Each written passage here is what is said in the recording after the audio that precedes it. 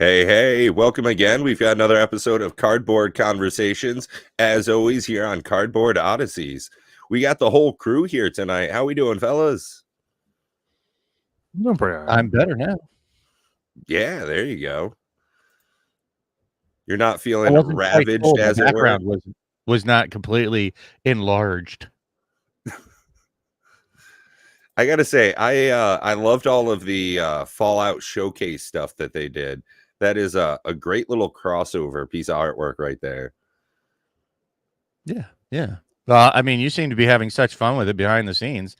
And absolutely, in front of the scenes, folks, in case you haven't checked it out, hopefully, Pat, you can grab a link to that pretty quickly here and share it with our audience for those who have not yet seen his fun opening of Fallout collector boosters. And I can genuinely say that he was seriously enthused like a kid. I've never seen Pat that excited about anything Magic.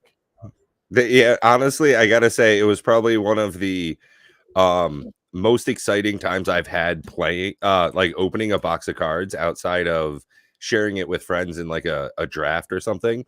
It was phenomenal. I think that they did great with the thematic artwork. Their crossover stuff, really good. Some of their new cards were real big showpieces, and I think we'll see Nuka-Cola vending machines a little overpriced. It's really hyped right now, but Pip-Boy 3000 we're definitely going to see hanging around. And that Rad Storm, man, Matt, you know Storm and Proliferate as powerful keywords. Do you think we're going to see Rad Storm hanging around for a while? Oh yeah, I did a short on it. I don't know if it's been published yet, but it's a very good card. And thank you, Cosmic Seeds, for being a member for 8 months. Very specifically, I believe you are our absolute first. Correct me if I'm wrong on that. I think he was our first member. So thank you very much again for all your support for everybody out there. He's definitely the longest member.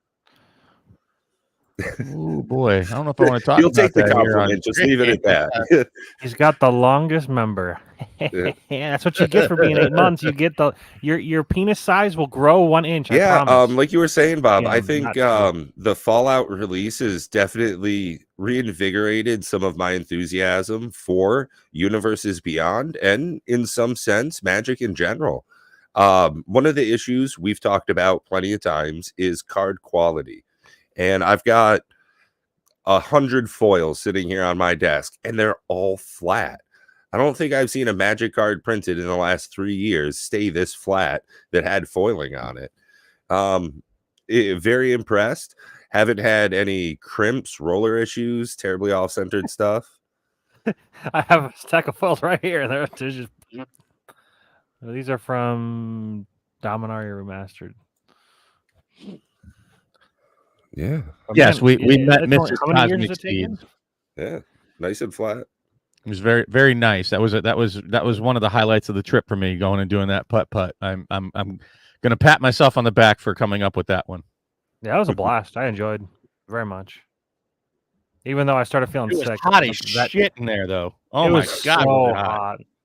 It was like we were just dripping sweat inside this blacked out blacklight room. They needed way more fans in there. It was awful. The heat. Yeah. Yep. If you like to bake in a sauna, go to the putt at what was that place? Bally's. That's where to go in Vegas. Bally's, yeah. Whew. And have either of you gotten into any of the Fallout stuff? Did you get any boxes? Did you stop in at your local gaming store, as Mox likes to put it? The local LTS. I don't leave my house. No, I did order some. I ordered some. I don't remember if it was on stream. Probably not. We were talking about it in chat. Probably where they. Oh no, I think it was on stream. The last stream. I ordered some live actually. When they had it on Amazon for $323, but it was like a pre-order thing. So yeah, on March 9th. So I ordered it, and right now you cannot buy it on Amazon at all. No offer. Nobody's selling it. They removed it. And then if I view my order, it says that I'm estimated delivery March 25th through April 2nd. March 25th. I was watching a couple of local LGS stores talking about the Fallout product, and that they said that there's going to be already another announced, at least by distributors, wave of the commander decks. Hmm. Oh, I also bought. They don't know the size, but they know they're going to have more. I bought 2 sets of commander decks from Alpha Investments, who sold them to me for $150 a piece. He had this special deal where if you watched the video at like the 30 or 40-minute marker, he was like, "Hey, if you watch the video, send me a message and I'll authorize a really good deal for you."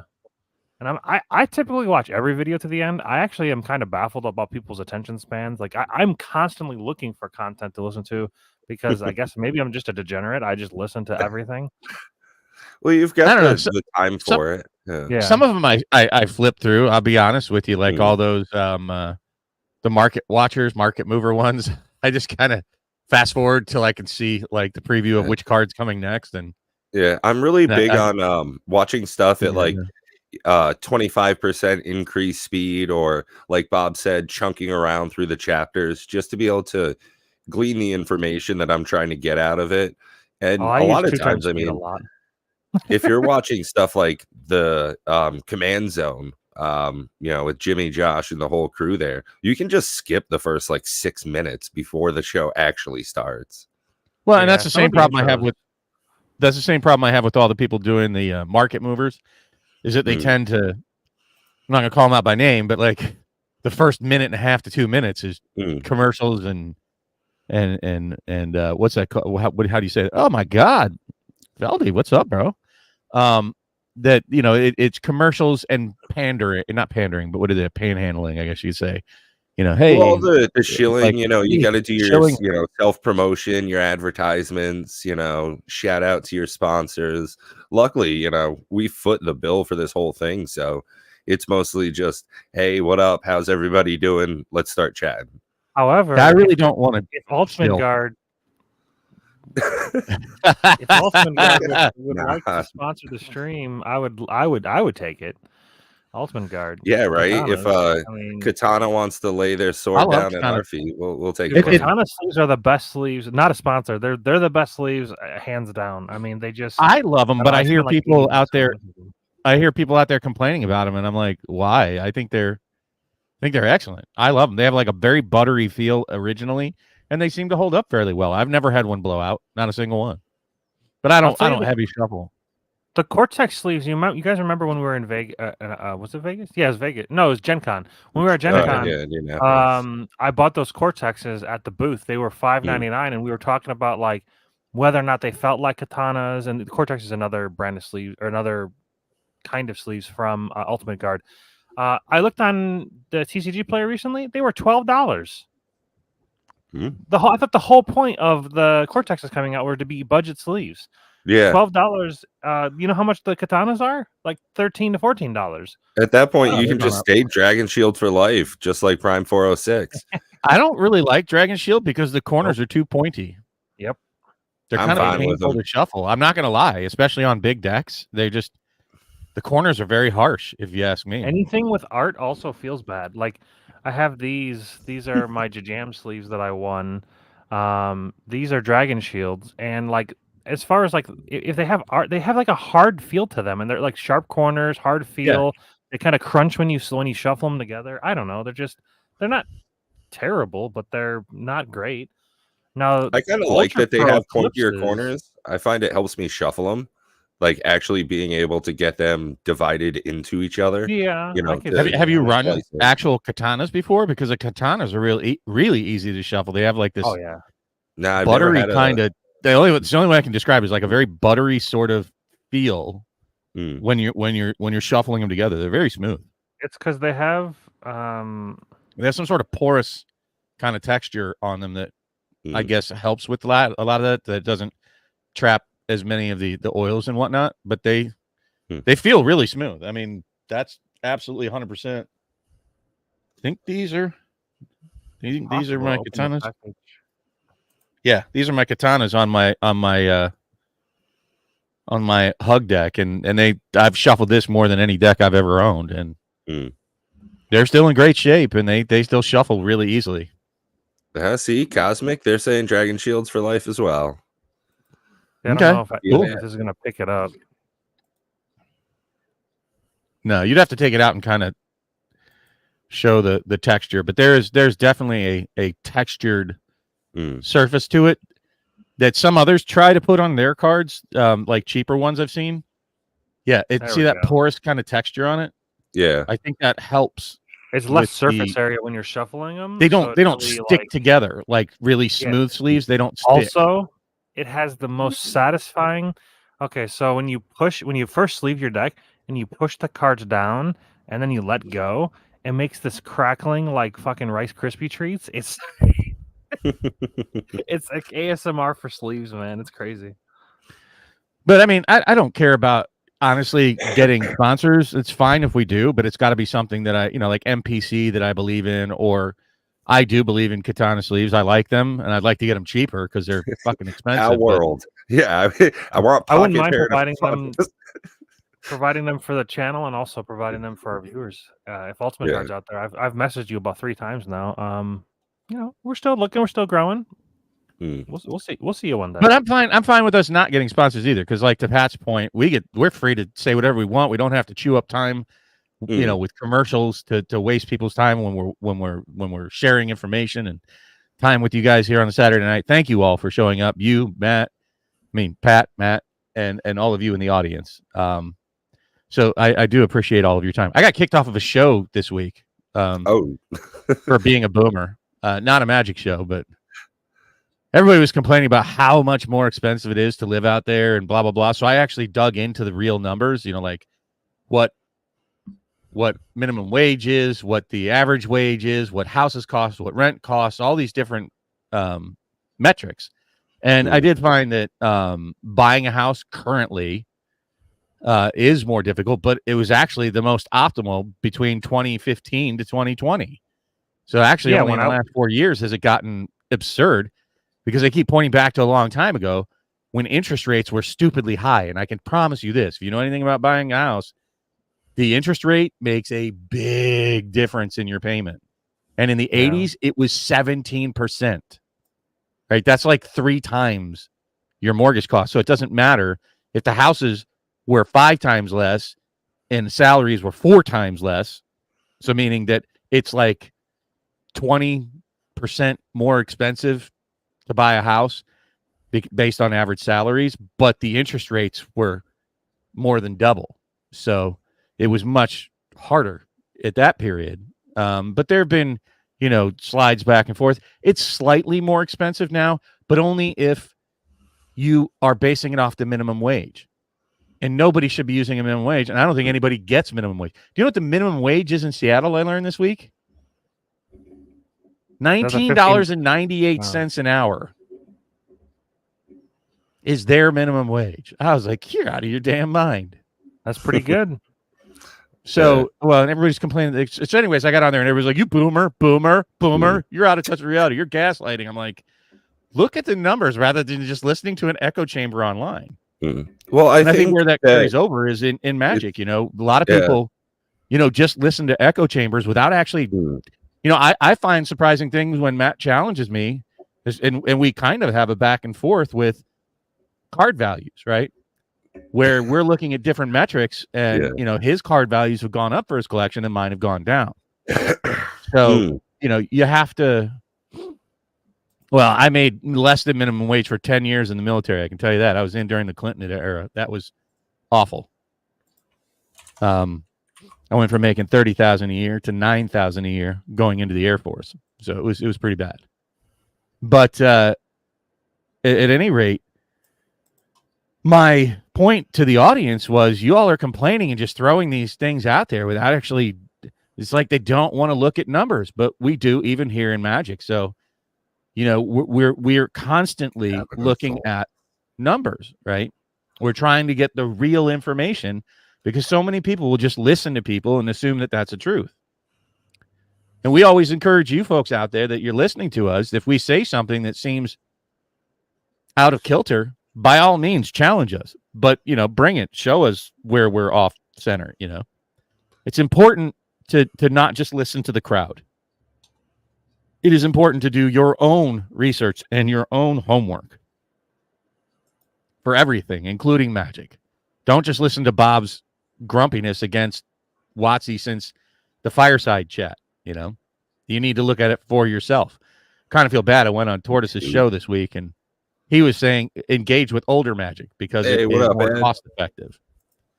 And I don't, honestly, if you're looking at things in a cost effective light, opening sealed, I've never strayed from the statement that the surest way to lose money in Magic is open sealed.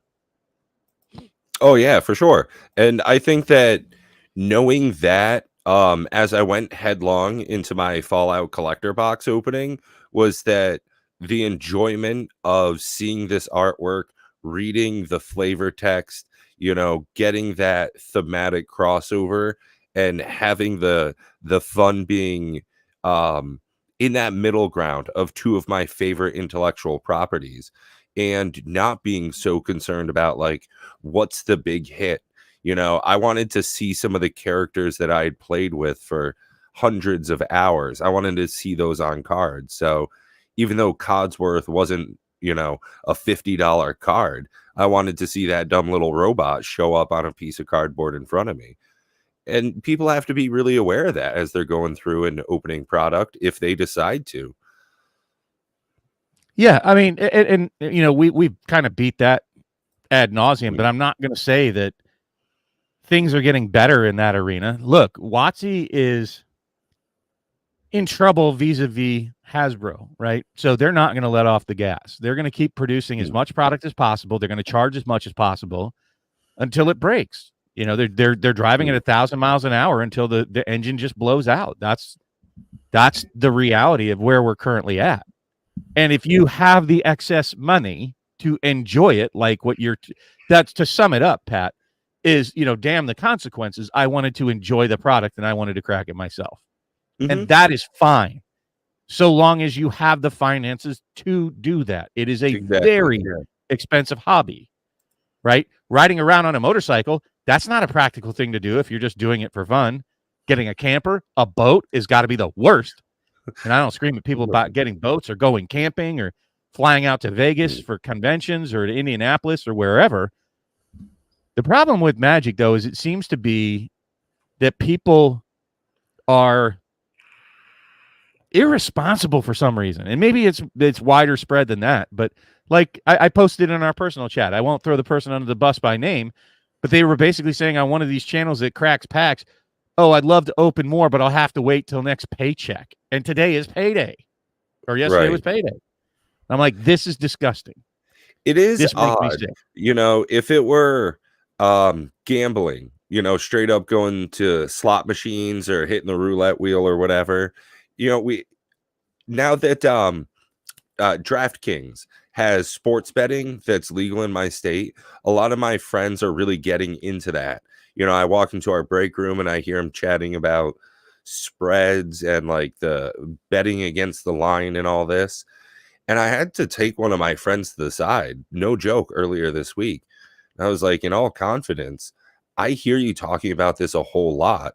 And I know you got like 3 kids and a wife. Are you sure you're good still doing this?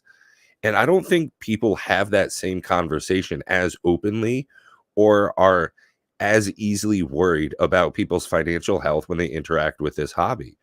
I mean, if we were talking about 3D printing and I were buying a 3D printer every month, you guys would call me an idiot. What the heck are you doing, Pat? But we don't have it that. Depends. If you were starting to make a business from it, I'd be like, hell yeah, I see people doing it all the time. No, you mean a profitable business, because anybody can make a business out of things. It doesn't mean you're profitable at it. Yeah, right. I've created a failing business. It's not a great model, but I'm really enjoying it. I'm losing $1,000 a month, but I feel great.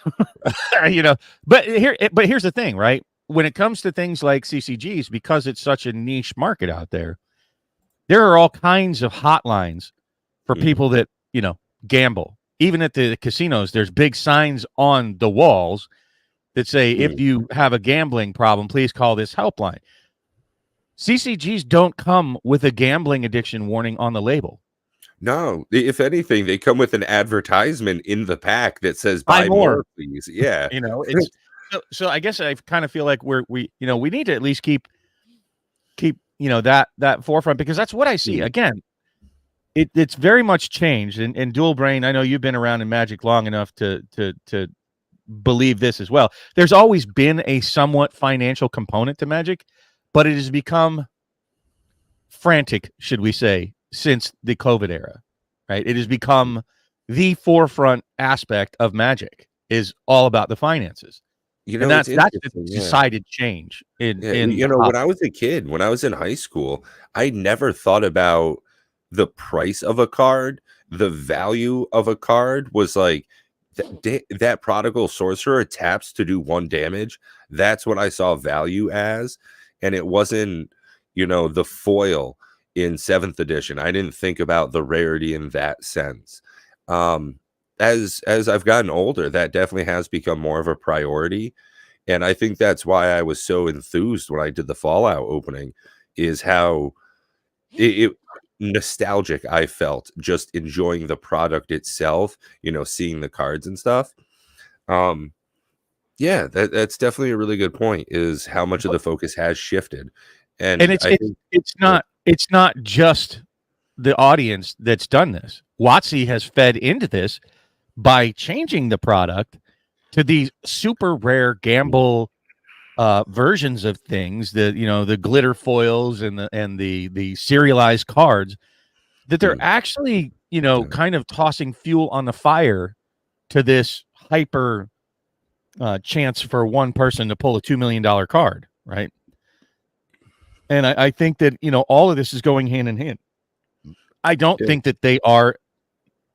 Excuse me.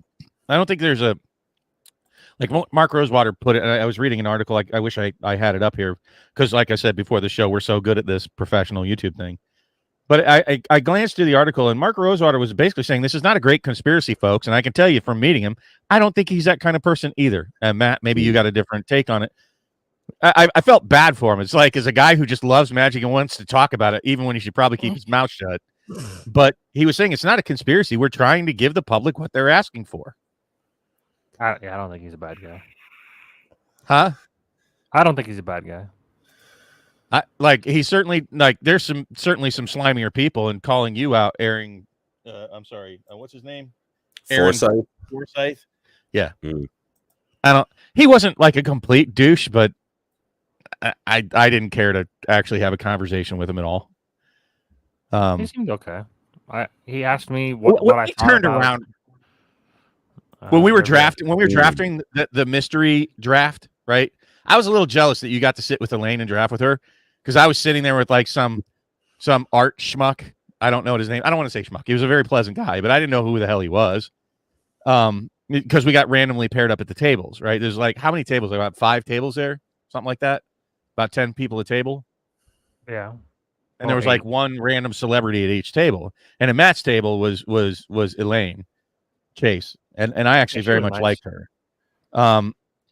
But I was talking to that art guy that I was at the table with. I kept trying to push that whole PvE. Like, you guys need to have a co-op version of Magic when we were there.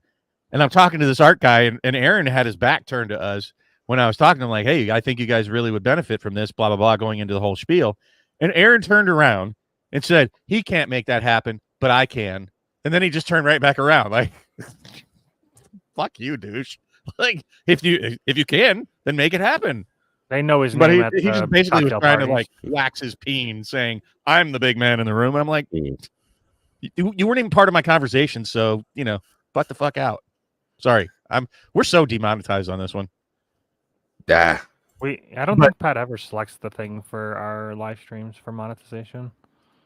So again, like I said, Mark Rosewater gets a really bad rap, and the problem is the guy just doesn't know when to keep his mouth shut. He just doesn't. He talks about things that are not in his wheelhouse. He puts out all kinds of things that he can't guarantee. And he definitely loves the game. I can say that. He was the most in tune with wanting to talk to the people there with, like, basically the health of the game. He's kind of a dork, but he's a nice enough guy. Well, I think that that's one of the things that is helpful is to have somebody that's passionate about it, somebody that's really into the the game itself, you know, somebody that has a love, a dedication to the property. Whereas one of the issues we have now is the stewardship of the company is about the company, and you know, It's not even putting about the company, though. you know It's more. about the parent company, right? Yeah. I think Magic has lost all identity of Magic as its own entity, but it's drowning in Hasbro and WotC at this point, right? That it's not really the Magic the Gathering entity. And I think that's harmful to it as a property. Oh, absolutely. And I think as we go forward, that if this continues along in the same way, I I don't believe that the Universes Beyond product line was done because they want to deliver a more nuanced and wide-ranging product line. I believe that the Universes Beyond was all just so that they could make more money. It was a gamble on spending for some license, so that they could get access to more customers to Sure. make it more feverish. Sure. Keyword hits, man. That's, we're in Yeah. the age of that, every browser out there is about keywords, and the more clicks and things that you get going through YouTube's and any kind of browser, it's, it's beneficial to you because it'll get other eyes on. If you don't think that you got more eyes on Magic because of Fallout, you kind of think you're kind of deluded. Or Doctor Who or any of them. It'll get more eyes on Magic. The problem is the people that it brings in, I'm curious, and I have no idea how you would measure these metrics, how long they'll stick around. Let me give you an example. So Warhammer 40K. Let's say Warhammer 40K brought people into Magic, and they were into Magic because now it was part of Warhammer 40K. How long are they going to stick around when they realize, oh, it was a one-off for Warhammer 40K? Oh, Or I don't somebody think comes that in for it's Assassin's Creed? yeah, it doesn't create long-lasting customers. I don't think No. that even with the, Lord of the Rings or what we saw with Fallout, if you weren't already really into it, especially with Lord of the Rings and Fallout, with how pricey some of those got, is I don't think that that's going to create a long-lasting customer. They're not going to be here for Outlaws at Thunder Junction if they came for Lord of the Rings. You want cowboys with pistols? No. That's you want elves with bows. Well, I honestly believe that it does push some people out, though, the Universes Beyond. I think it pushes out some of the longtime Magic people that liked the lore. They liked the universe that it was in. Mm-hmm. And it Yeah. becomes unrecognizable, and they are, I don't want to say offended by it, but turned off by it, right? So I think that we're going to have to watch and see how they do this, and it's hopeful for other games that come along. I hope that some of the other games that people enjoy get to watch the successes and follies of Magic, and if Magic does end up crap in the bed, that they can learn from the mistakes. Speaking of crapping the bed, last stream we had a request for an old thing that we used to do and we didn't do anymore. What about shred? What is Ooh. it? Sleeve shred sell. Right. Now these are three new cards that are not even out yet. They are all spoiler cards, but I feel like they're all very strong. You should be able to read them just fine, but if you're on like mobile or something, I'll read them. The card on the left is Emrakul. This one is Cruel. I like it. Emrakul. Yeah, he's very cruel. So this is from the Modern Horizons 3. And this is a 12 mana, 12/12 legendary creature Eldrazi. When you cast this spell, gain control of all creatures target player controls. Flying, protection from spells and permanents that were cast this turn. And then Emrakul, the world, whenever he leaves the battlefield, sacrifice all creatures you control. And he has a madness cost of pay 6 colorless. So if you were to discard it, you can pay 6 colorless instead of the 12. You've got Oko, the ringleader. 2 mana, or 2 colorless, 1 green, 1 blue. Legendary Planeswalker Oko. Comes into play with 3 loyalty counters. At the beginning of combat on your turn, Oko, the ringleader, becomes a copy of up to 1 target creature you control until end of turn, except it has hexproof. You have the +1 ability, draw 2 cards. If you've committed a crime this turn, discard a card. Otherwise, discard 2 cards. Committing a crime is basically targeting your opponent's permanents with anything. I think even maybe even just your opponent as well. I think even Thoughtseize is a crime. Yes. You might -1 is create a 3/3 green elk creature token, because why doesn't Oko? Oko must love elks. There's something weird with Oko. He always makes elks. -5 for each other non-land permanent you control, create a token that's a copy of that permanent. Just so if you guys are if you're following along, with him starting a 3 loyalty, if you have any kind of counter doubler, you'll just be able to ult immediately for 4 mana. That's a pretty good planeswalker there. And then you've got, and that's from Outlaws of Thunder Junction. And then you've got Lumra, Bellow of the Woods. It's 6 mana for a star elemental bear legendary creature with vigilance and reach. Its power delta is equal to the number of lands you control, and when it enters the battlefield, you mill 4 cards, and then you return all land cards from your graveyard to the battlefield tapped. And if you're not familiar with our game of Shred, Sleeve, Sell, we have 3 cards on the screen. We're going to put a poll up shortly, and we're going to say you're going to vote on what you would shred, sleeve, or sell, and we'll have 3 different polls for you guys to vote on. So we've already got the first one up, starting with Emrakul, The World Anew. We have 1 vote for sleeve. We also have sell and shred up as options. So let's go ahead and get a little participation. Help us out live and decide what moves on and what gets put in the bucket. See, now you got me participating, and I've stopped talking. He's clicking on stuff. There you go. Yeah. Well, I'm not. I just kind of toss it at you. I didn't even tell Pat I was doing it. I was just like, work on the fly. Go, go, go. Right. Hey. So I mean, I guess with this one, and maybe next week I'll be a little more prepared. So I'm just going to give mine over. I guess should we wait till the end till the votes are in so we don't influence them? Yeah. After each. I'm trying to gather some cards here. Do you want me to come up with a sleeve, shred, sell, or are we good with doing this one? We can do one a week, and then next week, if you want to do one, next week I'll save my votes. I know what I would do with this. I'm having to pull up the stream on my account so I can do a vote. I wish I could do a vote. Damn it! All right, Emrakul, The World Anew. What would I do with this guy? Logged in down here. I mean, I think that's the one. I think I like that one. When you cast for 12, I mean, that's a lot. When you cast it, gain control of all creature target players control. That's really strong. Flying, protection from spells and permanents that were cast this turn. That's pretty broken. If it were to leave the battlefield, sacrifice all creatures you control. That doesn't seem awesome. Madness, pay 6 colorless. Oof. I mean, it's strong. It's strong. So yeah, the madness. Well, here's the thing: the madness cost in most decks is going to be difficult. If you're playing in like a colorless Eldrazi deck, I don't actually know if there's any discard. I mean, maybe on like an artifact there might be a discard. There's going to be way more. Sure there are. The madness cost. And Benson says Hero Bob has an answer. It's not one of the ones. It's not it. Oh, I think I'm like, no, I don't know. I like, dude, I'm so not set up here and I don't understand. I can't see the chat in where I'm logged in. Like it's blank. And there's no like option to, oh, there we go. Wow. That took a long time. Wow. Your camera was pixelating a little earlier, so I wasn't sure if your internet was going to pop out or not. Struggle bussing. I'm not on my side. It looks great on mine, but well, your side isn't going to Coach.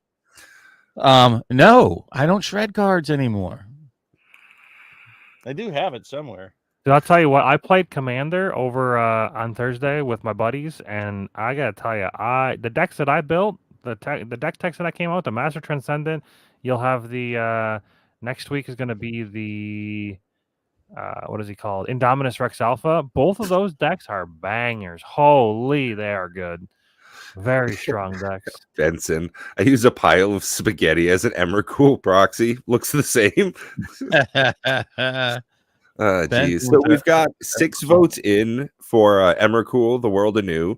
It looks as though we have a 5-1. 5 people saying they would sell it. 1 person saying sleeve it. So it looks as though most people want to get rid of that card. They don't want to destroy it. They're cool with other people having it around in the pod, but they'd get the money for it. Yeah, I think it's going to be the most expensive of the three, so that was my vote as well. Because I don't really play Eldrazi. 30 cents and sell it. I also said sell that Joker. Ooh, proxy could be shred, sell, sleeve, proxy. Oh, right, yeah. Well, but now we got 4. See, for me, I would definitely want that thing shredded. I don't want to see that thing around at all. This is just a bit too broken for my group. Too much turbo, you know what I mean? Well, there's a card that I saw played. I was watching Commander at Home. It's another YouTube channel that does. I think it's Olivia Hex, and I can't remember the guy's name. He's one of the Pro Tour guys. I should remember. Anyways, he got cast against him a Reigns of Power, which if you're not familiar with what Reigns of Power is. Reigns of Power? Control. Yeah, you swap control of all creatures that you untap all creatures you control and untap all creatures that target opponent controls, and you swap them for 4 mana. By the way, you do get they swap back at the end of turn, but like it is still very strong to swap creatures, and they all get haste. Untap all creatures you control and all creature target opponents control. Switch them. They gain haste until end of turn. That is pretty awesome. Yeah, for 4 mana, that's a really bonkers. Like, you could let somebody pop off real bad, and you're like, oh, sick. And then just, steal them all. Well, not only that, you could gain control of one player's creatures, right? And then give your creatures to some other player. So he doesn't even get to block with your creatures. So it makes him. The thing that was crazy about it is Olivia had Intrude Alarm on the field, and when she swapped with her opponent, she was able to she had basically infinite loop of making she can make a dork with she had a mana generator and a dork generator, and she would get infinite mana and infinite worms, but she was like, I don't play that way, so they didn't do it. I'm like, oh, well, it is what it is, I guess. But why is it in your deck? It technically wasn't, though, so because it was 2 decks combined, because when you have Reigns of Power, everybody's decks are yours. Yeah. All right, so I guess we're going to say the fate is in for Emrakul. What are we doing next? Oko? Yep, exactly. So I've just loaded up another poll here for Oko the Ringleader. So what would you do with that one? Is that a sleeve, a sell, or a shred? I mean, I have a feeling people are going to shred him just because his name is Oko. Nothing to do with the card. They're just like fuck all Okos. and this game, if it's your first time seeing it, it's basically like F, Marry, Kill, kind of thing. But with magic cards. I should have picked the showcase art of Oko, but we really need to do this with Lorcana. I think what's funny Matt about that? would just shred all of them. I was gonna do that. I was gonna actually pick 3 Lorcana cards, and I would Bob would have been at a candy store, but I don't know what the fuck any of them do. So I wouldn't know if any of them were good. Honestly, I think you can tell. I think was good. I'd be like, these 3 enchanted cards that are all worth a bunch of money. They got to be good because they're worth money, right? Not necessarily. That's something I've come to notice in Magic the Gathering in general, is just because it's worth a lot doesn't mean it's worth a lot.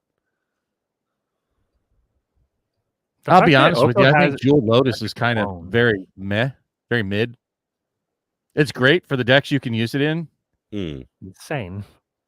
But it's not great for many others. When it's, fine, it's useless. Yeah.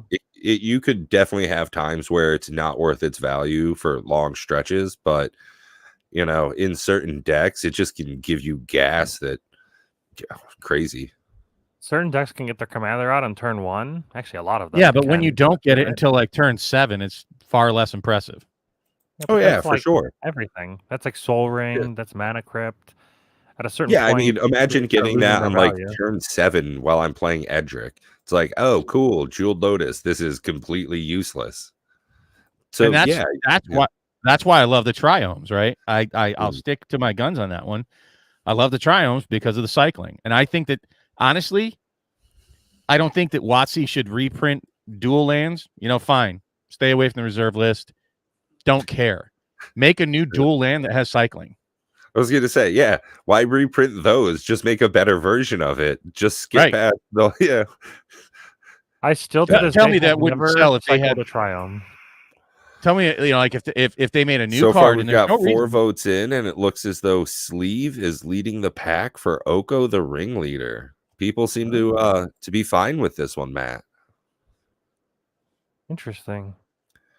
Well, I'm a Simic degenerate, so I might be a little biased because my vote was to shred it, and it's not because I necessarily want it shredded, but of the 3, I've played Lumra, and Lumra is bonkers in my deck, so I'm gonna sleeve that one.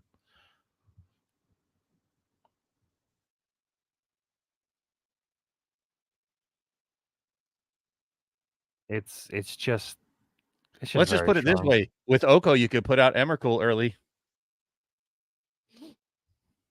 Yeah. Well, yeah. If you're not playing a colorless deck, like I mean, he could be a commander. I don't recommend it because then like the madness cost is completely wasted unless you can commander beacon it into your hand and then I don't know, find some way to discard it. Most notably, it's interesting. I think this is the first Emrakul that doesn't shuffle your library if it hits the graveyard. So this can be reanimated. And it also can be exiled. Yeah. I do like that when it leaves the battlefield, you have to sack all creatures you control. Like that's a new thing for Eldrazi, I believe. Well, but he's kind of tough to get rid of, except for on a complete wipe. Yeah, because he has protection. Well, it's only from permanents that were cast this turn. So yeah, any instant kill spell doesn't do it because he's got protection from it. So it'd have to be like Ratchet Bomb, but that would take forever. Blast Zone would take forever. You could do like Nivril Miles Disc or whatever hell it's called. Never Miles. Larry Nevin's Disc. I mean, there are other things you could do if you have like, what's the one? Engineered Explosives, right? I think that's another one that does that kind of stuff. But I mean, who's honestly playing those? You know what I mean? Maybe Disc you'll see once in a while in a commander deck, but nobody's playing Engineered Explosives. So the only thing that you could do is when they cast that, Teferi's Protection. I'm curious to see my stuff. I think this might be the first wording. The way it's worded is very strange because, like, it says protection from spells and from permanents that were cast this turn. So, does Supreme Verdict does it have protection from board wipes? Yeah, it's got protection from the spell. Yeah, but like, what does that mean in a global effect? Normally, global effect kind of like ignores that kind of like because it's not targeting. I guess you would have to force that. You would have to force them to the player to sack. Right, because you can't target something that has protection, and even if it does like damage or, I believe even exile and all that. The highest amount of cost would be a decent spell if that exists. I think it does. I guess Table Flip, but I know that would work if you've paid the big cost for snap decks. Snap. My buddy just played this card over on Thursday. It was like Snap of what the hell is it called? Oh, Mythos of Snapdax. So it's 4 mana sorcery. If you pay white, so you have to pay white, red, black. Each player chooses an artifact, a creature, an enchantment, a planeswalker from among the non-land permanents they control, and then sacrifice the rest. And if you pay the black and the red, that you get to choose the permanents for each player. So you'd be able to choose other things and make them sacrifice. Right. So Emrakul wouldn't be able to get around that because you essentially become that player. Yeah. Or if you do like Mindslaver on their turn or something. Yeah. Dude, Modern Horizon 3 is going to be interesting. It's always a weird name for the whatchamacallit, the set, because it's like nobody really. I don't know. Do people really care about modern? It seems like it's more commander. Last time the modern Right. horizon was like more commander based. Mm. Like I know people still play modern, but I don't know how. Like what the percent? I want to know what the percentage is of people that play modern versus commander. I don't know. It's certainly a strong card. I mean, that's no surprise. But this gets back to what we've been talking about for weeks now with power creep, and we're not the only ones talking about it. I think many other people out there, even Rudy's, recognize the whole power creep dynamic, and that's going to be a natural part of the progression of a CCG, right? That you don't really have choices to be able to push product, right? You either reprint the stuff that already gained value because people recognize that it's a great card and blah blah blah. So you get the reprints going so that everybody gets to have everything, or you power creep. And Coach right? asks, do we even need better mana fixing? The commander lands worked well for EDH. I think that right now we are at a really good power level for Magic, and as we keep going forward, it's just getting crazier and crazier, a la the cards on screen. So I am definitely a look bit at the worried. power. Look at the power of these 3 cards on the screen alone, right? And compare that to 10, 15 years ago. Like, dude, if you look at Cathrol, I think it's Cathrol something of Blades. It's the insect that when it enters the battlefield, you exile a bunch of stuff from your graveyard, and then it gets a 1/1 counter for everything you exile, and it gets all the keyword soup. And then if you look at Indominus Rex Alpha shits on Cathrol. Not only is it better colors, but it's also you draw a card for every counter that gets placed on it. So like, and it's also ditch from your hand to the graveyard. It's not exile from the graveyard, so it's like easier to set up. It gets like the keyword soup, the same as Cathrol, but then you refill your hand. Then you can flicker it, refill your hand. You can. It's I played it. It's insane. When the deck does the thing, you're just like, holy crap! I just drew 7, and I have a big creature that has a bunch of keywords on it. Right. It's pretty nutty. Well, yeah, I mean, there was I was watching Hillbilly play, and I hadn't seen it yet. It was a White Sun something or other Twilight. Yeah. Where it like gains life and basically wipes the board and gives you creatures. Yeah, White Sun's Twilight. Yeah. Like whatever happened to just wipe the board with like Wrath of God. Now it's Wrath of God, gain life, put creatures. You're the only one that has them now. It's like, but I think it's only if you spend like 10 or more mana or some shit. No, it's 5 mana. Well, I guess it would be. I don't know how much. It's 5. It's 5 mana. Or X is 5. Maybe it's double X. I'd have to look at it. But I was like, Jesus. But it didn't look like he had 10 mana. Infinite combos. I mean, I don't know, Feldy. Sometimes it is nice to just like get to a certain point, look each other in the eye, and be like, "Cool, you can do the thing. Game's over. Let's shuffle up and start anew." Agree. I agree. Like I hate the games that are brutal, 4-hour slugfests. That's just I don't even care who wins at that point. Speaking of who wins, it looks as though Oko, the ringleader, is currently at 71%.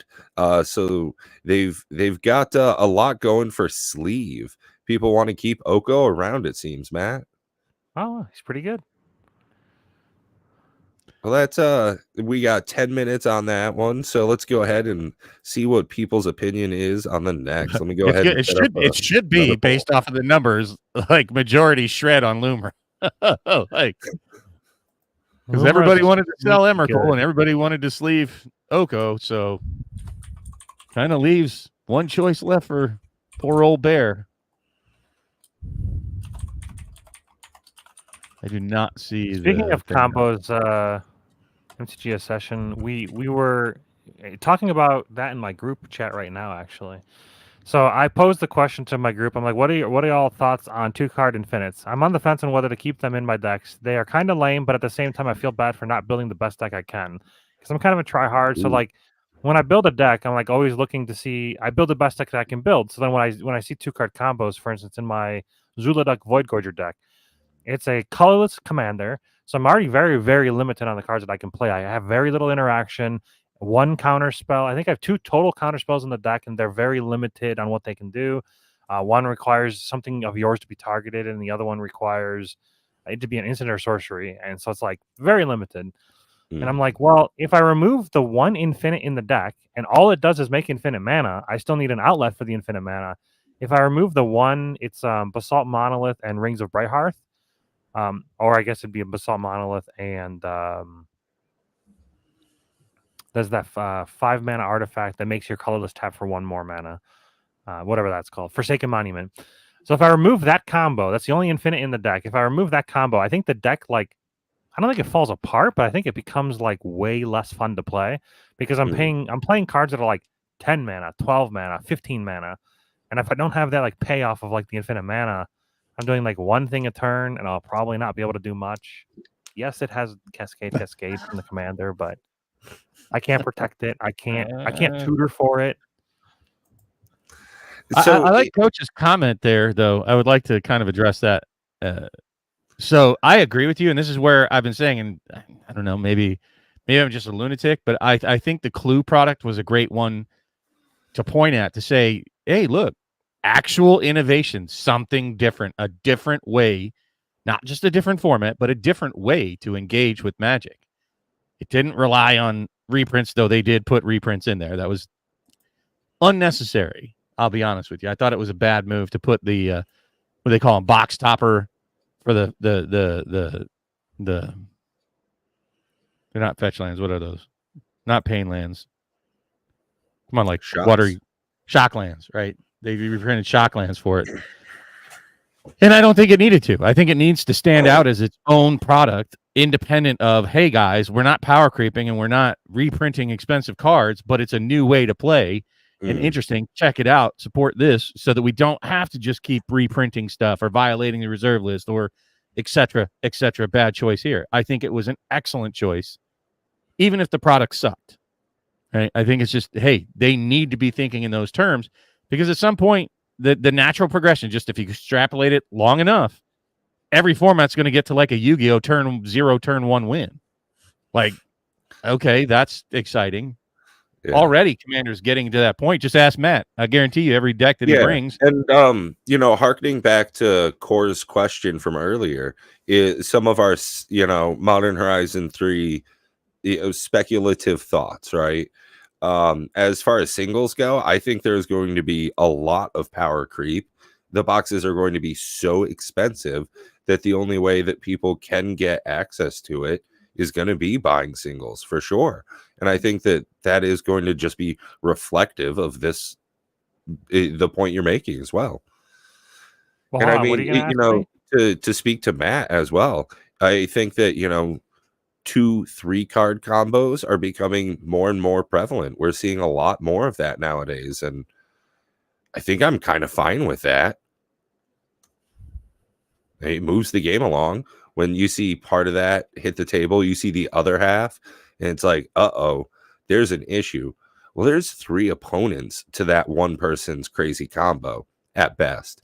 So, it definitely moves things along, and you get a bit of cooperation, or somebody up and wins, and if you're up for it, start another game.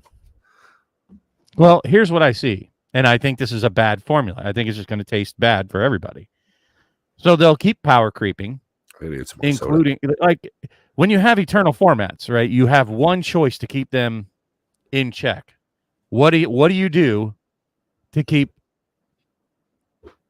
eternal formats in check? There's only one tool they have to keep them viable. And what's that? Ban list, right? So here's what I see with the formula that they're kind of building. I'll give you the formula. Make power crept cards like what we had on screen in standard formats, right? Now, I know some of this is Modern Horizons 3. Make it in standard or modern, right?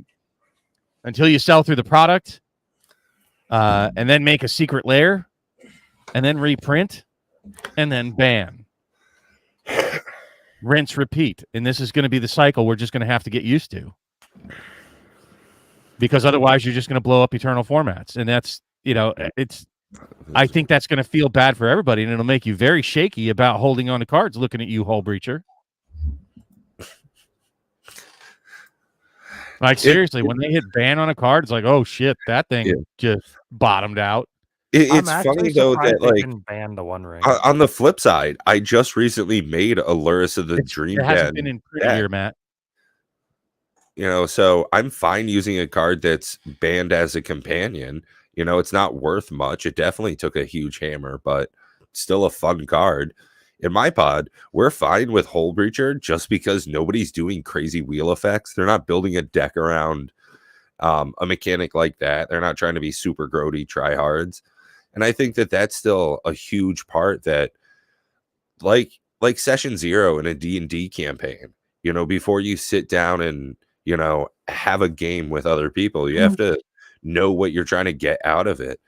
And I mean, when Matt's hanging out and he's playing with some of his other CEDH light kind of players, I think that a lot of times you don't even have to have that conversation because hey, I'm here to try my very hardest.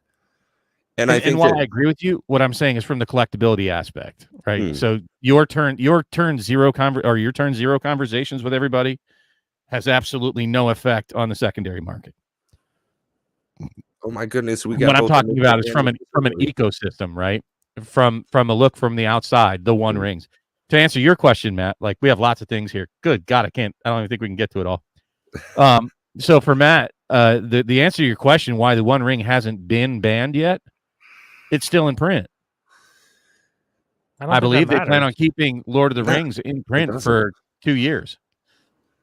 Why does it hasn't even been a year. They banned Luros and it was still in print. Yeah, okay, but it really Luris wasn't what was driving this. Luris was not what was driving the sales of that set. And they waited on some of these bans until MH2 was clearly out of print and mostly out of the warehouse. So I think we'll see that same. I think that's the kind of cycle that we're going to see. And this is what I'm talking about. They're gonna aren't part of WotC.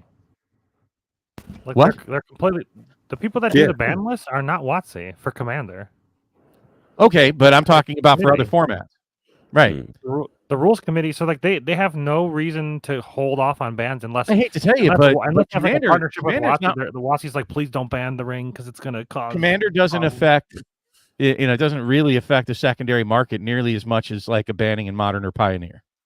I don't know. That Luros ban really it killed me. I'll tell you that. I had a full art borderless Luros, and it was like $113. It went down to like $3. So I'm like, okay, wow, thanks for that. That sucks. And that's what I'm saying. That's exactly my point with what they're laying the blueprint out there for. Right? Without having more things like Clue, they don't have a choice but to power creep. And when you have the power creep, you don't have a choice but to create ban lists. That's just the way that's going to go. And I think it's going to feed that for a lot of people. End is nobody gets to play a card.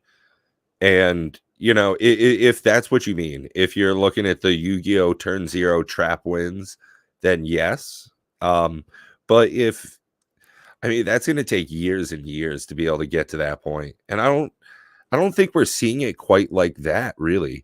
There's not a whole lot of cards like Once Upon a Time, Ley Lines, and stuff like that are super advantageous early on.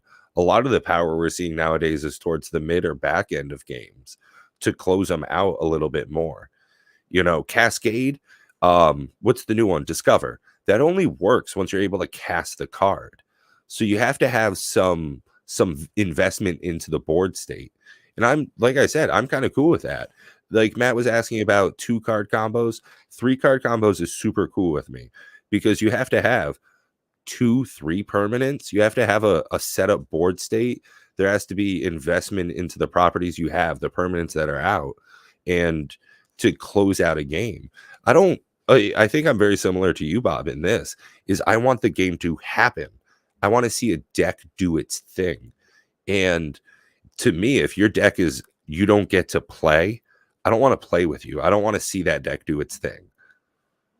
Agreed. I think the biggest problem that I have when I build the decks is that when my Zuluduck Void Gorger gets infinite mana, there's a very large chance that I can basically just take my deck and just dump it onto the board. Everything will have flying, vigilance, trample, haste, protection from black and red.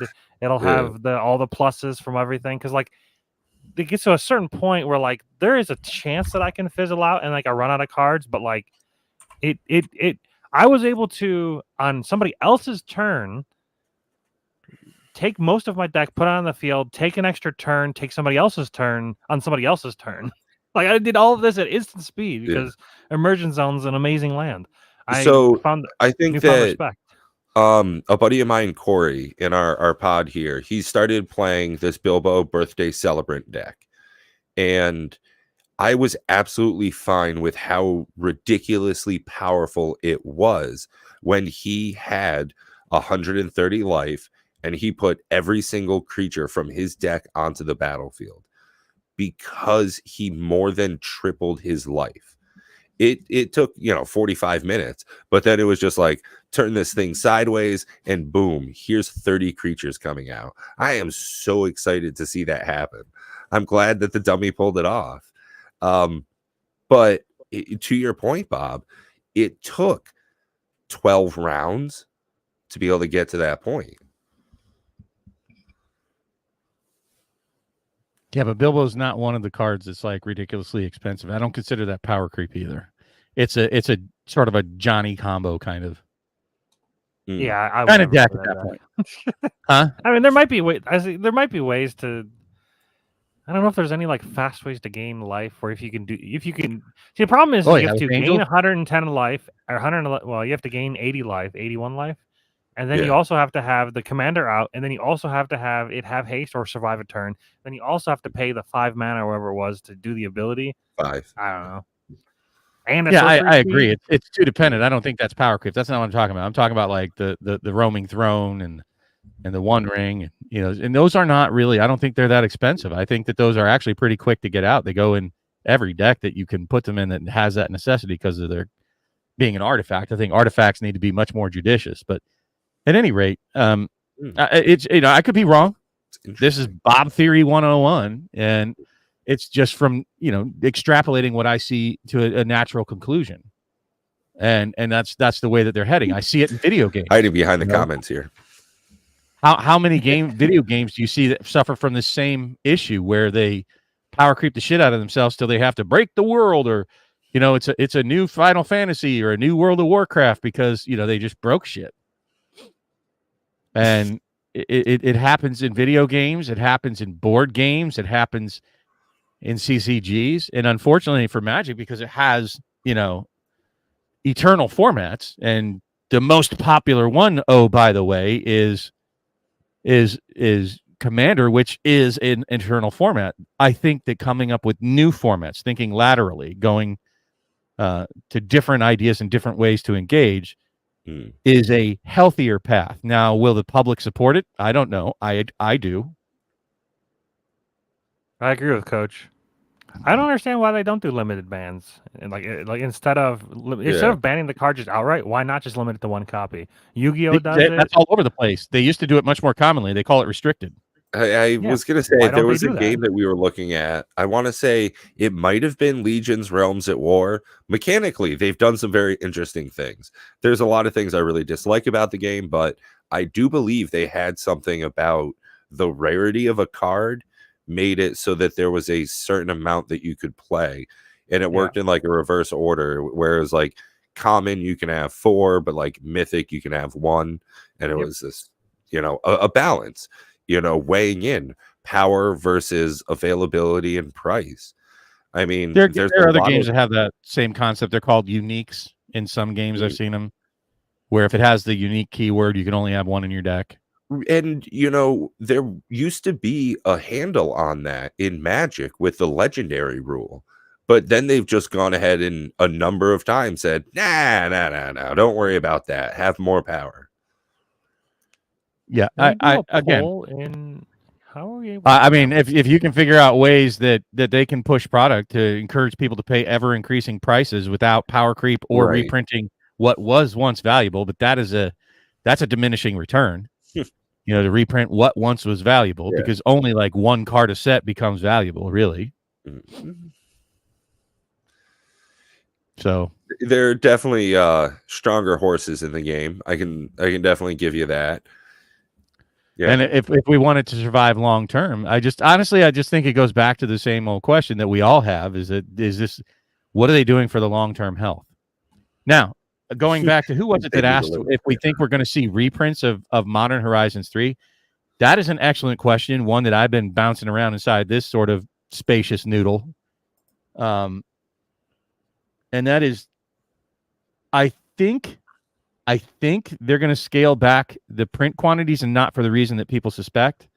Some people think, oh, they're going to scale back print quantities to keep values high. I think they're cutting warehouse space, right? Because that's dead space for them. It's very expensive to maintain warehouses for something just sitting there, losing money for them. Every month that a product sits in a warehouse, they have to keep it temperature controlled. They have to hire people to watch it. It's very expensive to just store product for them long term.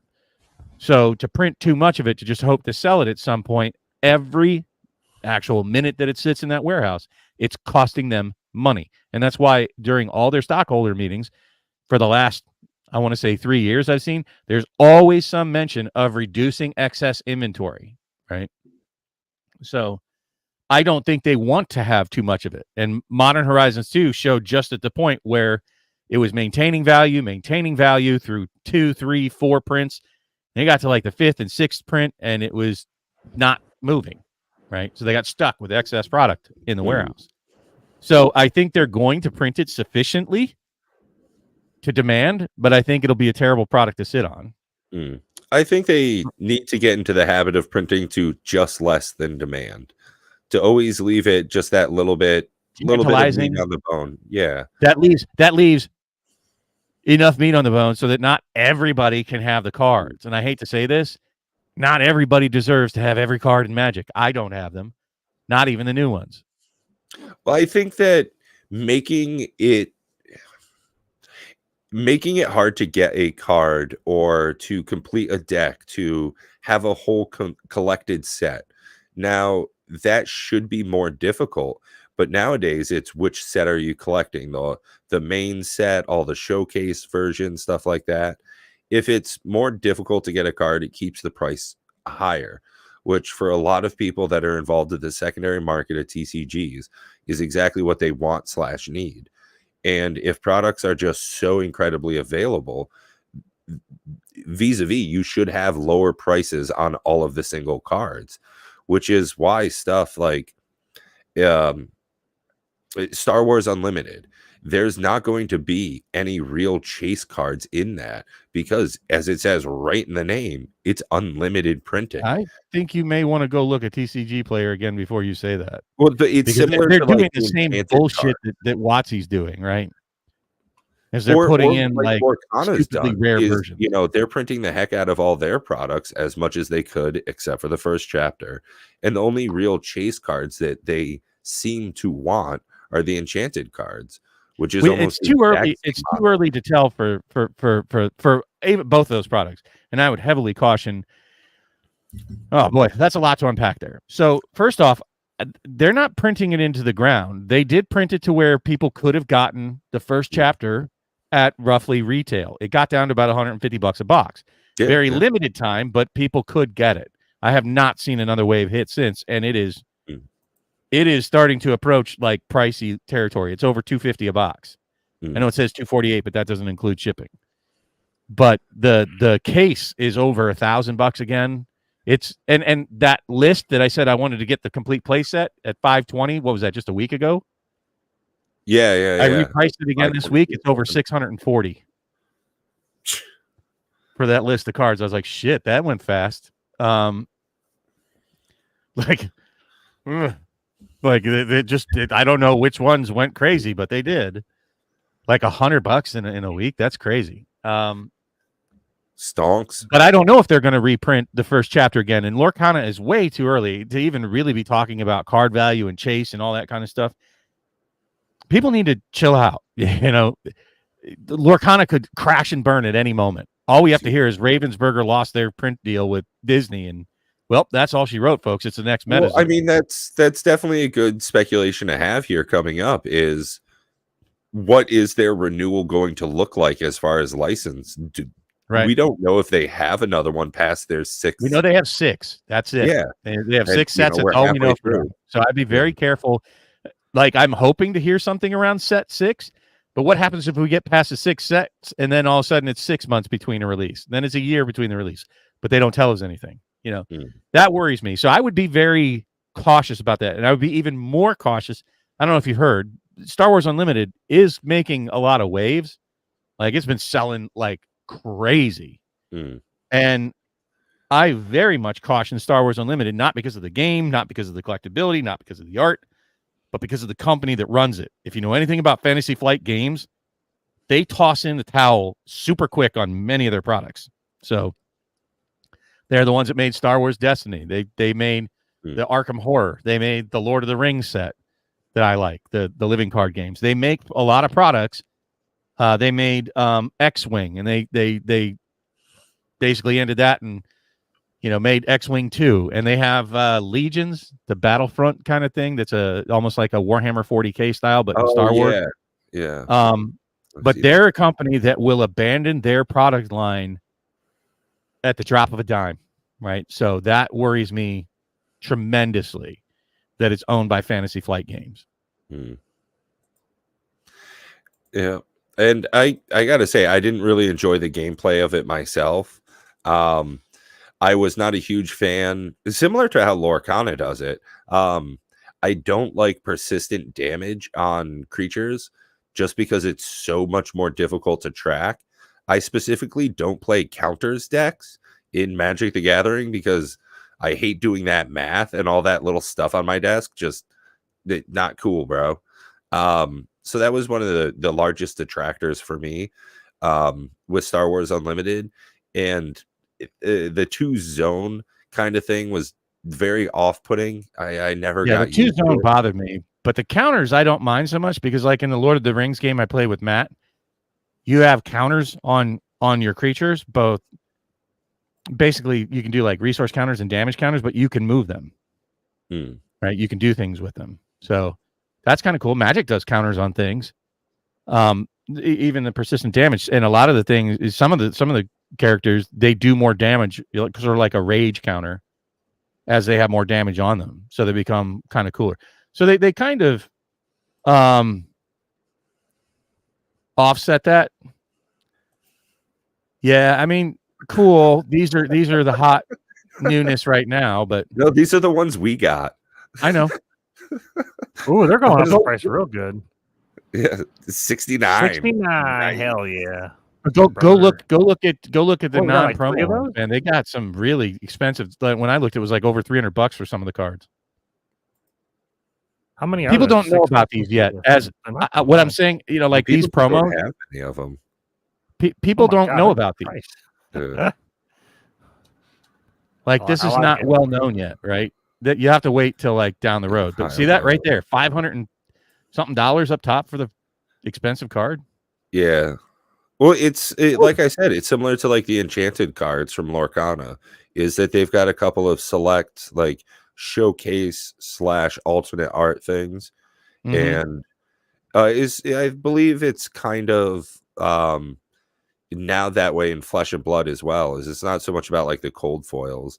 It seems to be mostly about the showcase kind of stuff. And these are it's brand new. You know what I mean? It's a brand new thing. It hasn't found its price. I would definitely say with any new card game that comes out, unless you're just stacked with money, patience is the way to go. Understand, I'm a bit of a frugal guy. And patience always pays. Right? You're going to miss things here and there, but you're going to be far more pleased in the long run if you're patient about things. Let things settle. When you see a lot of movement, that's not the time to take action. It looks like this hit the ground and then just bounced a little bit. Well, but it's the volume. Like, go to the number of sales. It's ridiculous.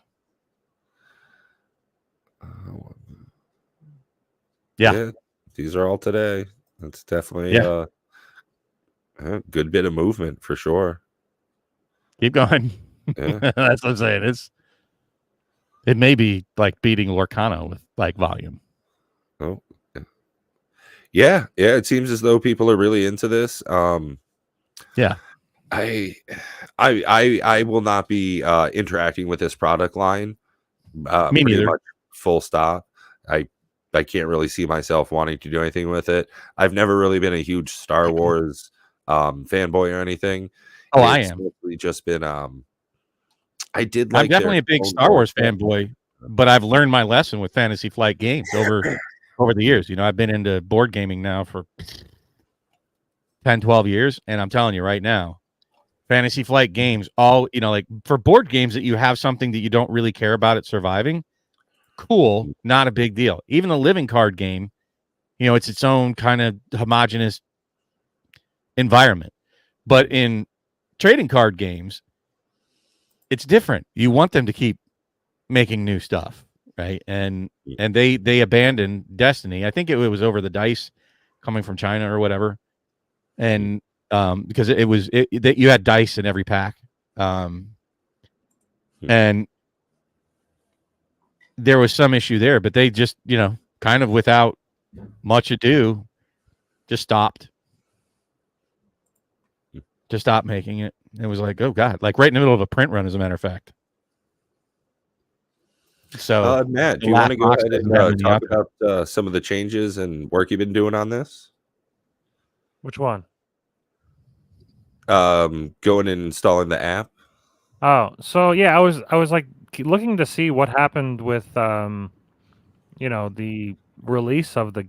I swear, it's like they were like forcing me to test the release because it's in closed testing alpha, and I can't.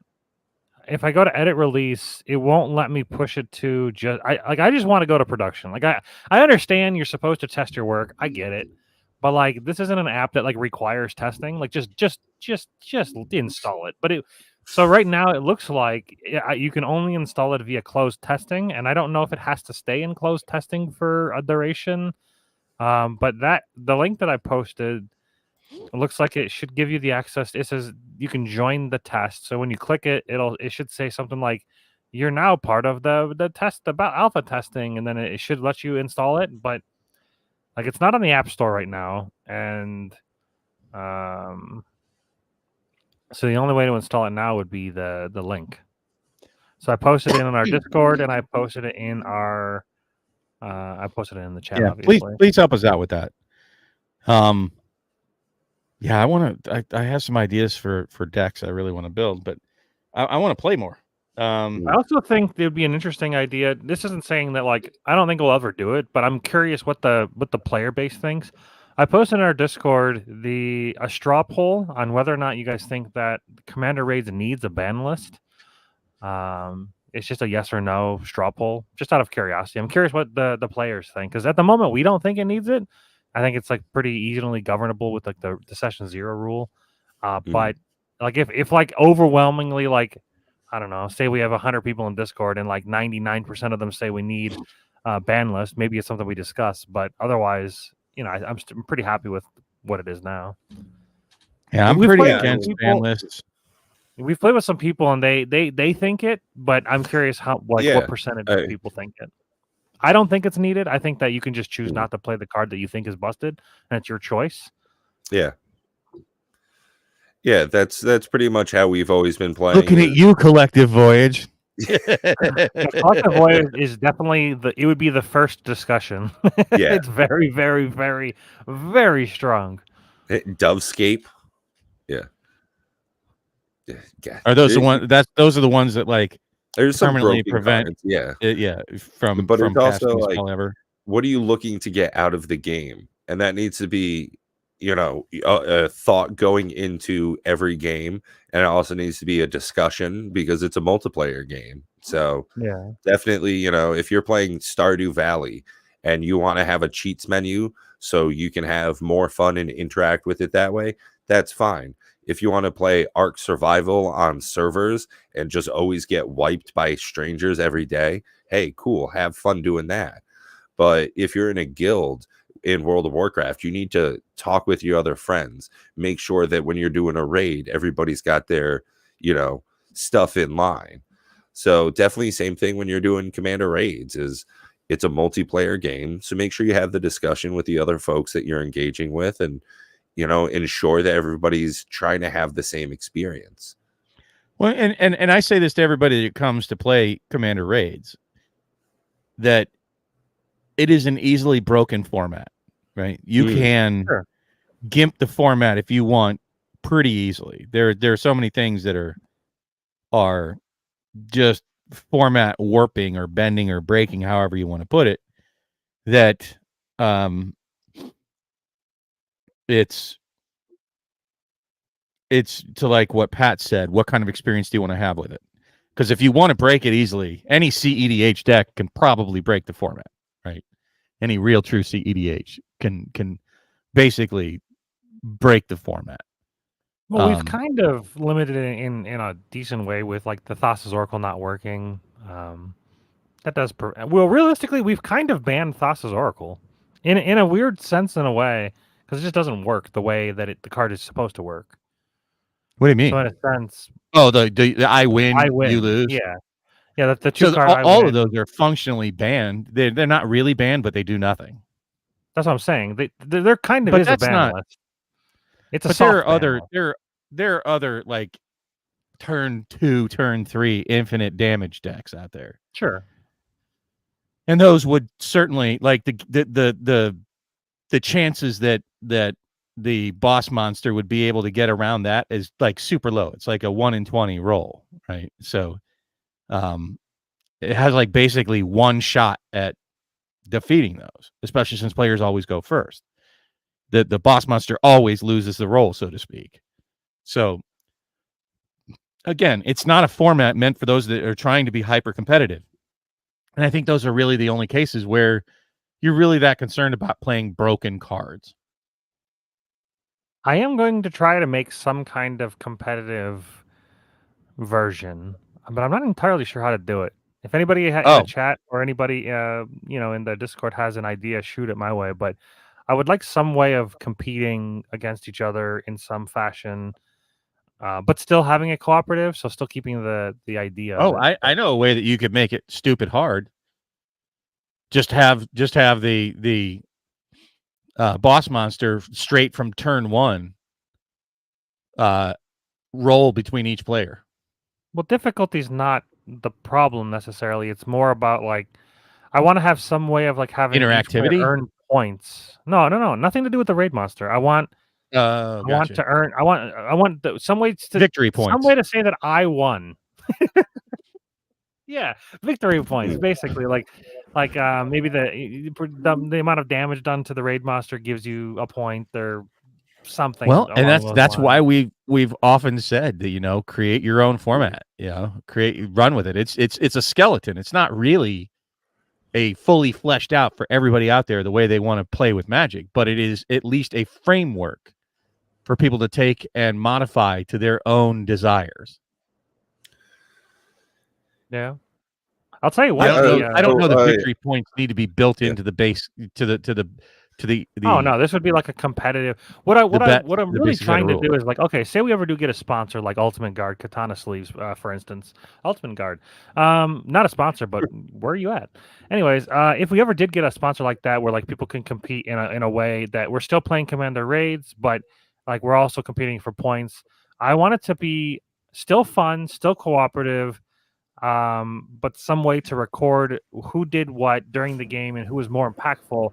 They would get X amount of points based on their participation. I think that there's other ways you could do that. Are you familiar with Bingo Bango Bongo? I mean, I've heard of those words. It's a golf term, and it's like what is it? The longest drive, the first onto the green, and the first in the hole, right at each hole. So you can have, the first bloods, a lot of things that you've seen in your league with Jake and Joel that you could borrow, first blood, largest hand, ends with the lowest life. Right. But the problem during a win, my competitive brain, I try to break it immediately and I'm gonna go, what if I path I path their creature so they don't get first blood and I do? It becomes a little bit of a dick move, but like it's still within the the person that has the most exiled cards then at the end of the game. Like there's all kinds of things that you could offset the points with. Well, yeah, I'm just saying I want to. That's one thing I'm most cards in the graveyard. Biggest hand, most lands, highest creature count. Yeah, I think Most that life, least it, life, I want to learn finishing Canadian blow. Highlander. Somebody was describing some of the rules on how they do a pointing system for it, and I think that you could do something similar to that. As I'm thinking of it like a Call of Duty match where you get points during the game and then you get like points at the completion of it. So every dice roll, you have like the D20 one. Like when we're on 20, nobody gets any points. But if you roll a 1, everybody gets 5 points if they survive it. Every time you kill one of the raid monster's creatures, you get 1 point. Every 1 damage you do to the raid monster, 1 point. Okay, And so those would be like what during happens it. if I go to kill? What happens if somebody goes to kill a raid monster, and I in response after I get priority kill it in response, so I get the point instead of them. Okay, There's just then so you many. Treasure Napper. You just ninja'd. That straight up you just ninja'd loot. Right, Yeah. but then it becomes more. Then it's more. I'm trying to make it so that the gameplay It's loop competitive doesn't at really that point. change much, but you still record points based on participation. okay, and here's what I'm going to say. That sure, go ahead and ninja that from people, but let's see if they want to play again with you. But the whole Everything point is has trying a to get as much points as you want. Like consequence. that's the whole point What? of that version of the game. So like you're Well, then signing it up for doesn't that is make what I'm saying. well that those do seem exclusive. I mean, if you're just Yeah, there they're for the different fun, versions. yeah. If you're just there for And the that's what I'm fun saying. versus like You a add points competitive for thing. fun. Like the person who had the biggest creature. You know, you could add points in for like Johnny Combo. Get 1 point for every time you cast your commander. And somebody plays Rogra. You know, you can do things that like fine. You can try to ninja me for the big bad win, but I'm going to get more points from doing fun things. Oh, I'll tell you what. Speaking of Canadian Highlander, I actually watched a couple games about Canadian Highlander. It does look interesting. I really like the idea of a value being placed on cards, and then your deck can only have so many points. Now, I think it's a little too basic. I think that like they only put value on cards based on like if it's like so broken, they put a value on it. Like for instance, the One Ring right now is a 0 value, which blows my mind. It should be like Mana Crypt's like a 5 points, and you only get 10 points for your entire deck, and the One Ring's a 0, but they apparently assigned it a value yet. It should be like probably 5 or maybe 4. But anyways, what I was thinking of, if you go to EDH Rec, there's actually a salt value placed on a lot of cards. I think that if you could, I think you could probably do a format where you can limit your deck can only have a salt score of like, I don't know. It looks like the salt values are like 2. It looks like 3 is the highest salt value. Maybe. So like your salt score on your deck can only add up to like 2.99 for Winter Orb. So I think that's that's what I'm our looking at. highest. Yeah. But I don't know if there's a way because that's in 2023. Is 2022 any different? So the only thing that changes is what is that? I can't even read the word. Stasis. That makes sense. The border's so It shit. seems to 3.1. Yeah, I thought it goes up to 5, but I don't know. Is there a way to like text view? Nope, that ain't good. Don't do that one. Table view. Can I sort by salt? Yeah, 299 is the highest salt value. So either way, I was thinking it'd be kind of cool to like. Are we gonna have to? Oh no, that's never mind. Let's see here. EDH salt score finder commander. Can you like put a deck in and see what your salt score is? Yeah, there we go. Salt score calculator. My hobby project, commandersalt.com. Started off exactly as what you're asking about. I made a node script to scrape the deck list and pinged EDH rec. Okay. Well, rather than dragging this out here, we could, ask folks to, hey, join our Discord. Do we have a link to the Discord? To give us some ideas of what you think you would like to see for like what's called victory points in some games, if you want that attached to Commander Raids. Is that even something you want? If so, can you give us some input? Like I said, I would only be interested in it if it had a way to equalize the playing field between the tryhards and the have funs, right? That's the only way I would want victory points. So Matt, you could go off with your infinite combos, but so long as I did my thing and fun shit, getting points and equalize it, cool. Have a nut. Go as hard as you want, and I'm just going to try to get all the fun points. But that's the only way I would play it. I wouldn't play it if it was just like, hey, we're going to try hard and we're going to compete against each other to have the biggest baller deck to do the most stuff while we're cooperative too. Dude, this is the purpose of doing cooperative.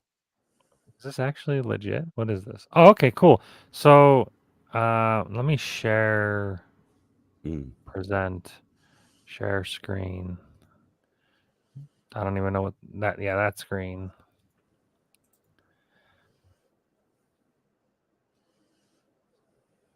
Oh, look at that. Infinite loop. All right, so this is commandersalt.com.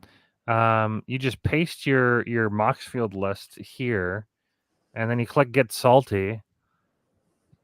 I love how like they have a table flip emoji thingy. And like so this is my most recent Dominate Me Daddy Rexy, which is Indominus Rex Alpha. So apparently my power score is a 6, which I don't know. I don't think I agree with that, but that's based on the salt levels. But it actually has all the salt values. The highest one is 16.4, which is different than the salt values of the other site. But it has like a nutritionist facts. So apparently I have 378 calories, which I don't know exactly what that means. But this is an interesting, I have a B+ saltiness for interaction B, combos D-. No combos. Look at that. My no budget, no combo deck. How cool is that? Synergy B-. Don't know what that means. It's probably using EDH rec. Mid power. This is not true. This is not a mid power deck. I promise you. What do you think? This is so cool, though. Yeah, high power, huh? I think Indominus Rex Alpha, I mean, he's easily an 8. I mean, they say EDH or they say CDH is 9 to 10. So yeah, he's probably an 8. He's like at the upper levels. I mean, just playing him a couple times, like I'm telling you, like just being able to ditch stuff into your graveyard and then refill your hand and still have a big creature on the field. He's 5 mana. He does all of that. It's insane. Flying, double strike, haste, lifelink, indestructible, hexproof. Like it's just you get all of those keywords, but then you refill your hands. It's just it's actually insane. I didn't win that game, but like it felt good. I don't know. It seems like a cool site. Would you say I'll have to look at it more? Yeah, this might be a way to like do something fun with this. I'll like what does it think about my colorless deck? I mean, I'll play around with this while we're chatting, but it looks like an interesting site. That's exactly what I want. I want like a way to like not necessarily find the power level of a deck, but I'm curious what it thinks of specific, because like it has no combos in it, which probably makes it lower salt. And it doesn't play like Mana Crypt or anything like that. I know that those are the really big salty cards, the fast mana acceleration. It says my Sephiroth deck's a 5. I just... it can reanimate stuff on like turn 2. It could reanimate, like, I don't know. I feel like that's a very strong ability. Well, that's cool, though. What does it think Animar is? That's a real cool. If it thinks Animar is anything less than a 7, it's gotta. I don't know what the hell it's doing.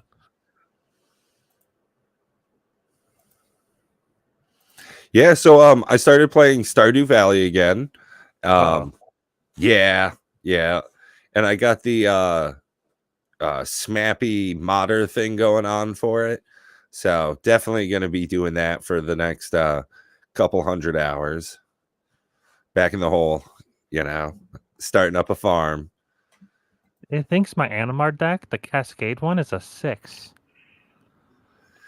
I promise you, if I sign up online and I tell people that my Animar deck's a 6, they're gonna fucking laugh at me. Oh, you know what I started playing recently? You ever hear of a game called Galactic? What the hell is it called? Galactic Battle. It's one of those survival games where you kill monsters and get experience, and then you get guns and shoot and stuff. You have waves of monsters and whatnot. The thing that makes this, it's called Deep Rock Galactic Survivor. It's like Vampire Survivors or those kind of games, but this game's a bit different. Like you mine minerals and you mine your gold. So you're like mining while you're shooting. So you have to like traverse like the map while also killing the monsters, and you have to like mine for like this nitra. It's called nitra and gold, and then you get artifacts. You fight bosses still. What's it called? It's called Deep Rock Galactic. Oh, like I've heard of this. I started playing. I've heard it's like really good, and they have a new one, Deep Rock Galactic Survivor, which is a little bit different than the first one. Yeah, no, this is the one I'm talking about, Survivor, the Survivor one. Okay, yeah. This is in alpha, but it's like $10, so I started playing it, and it's pretty interesting. If you like those Survivor games, like what was the other one we were playing? There's Vampire Survivors, there's the Gotcha game one, and then there's the one that Pat you told me about. Yeah, this does look pretty cool. Nordic Ashes, that's the one. Maybe you didn't tell me. Like I said, yeah, I'm definitely into these roguelike kind of games.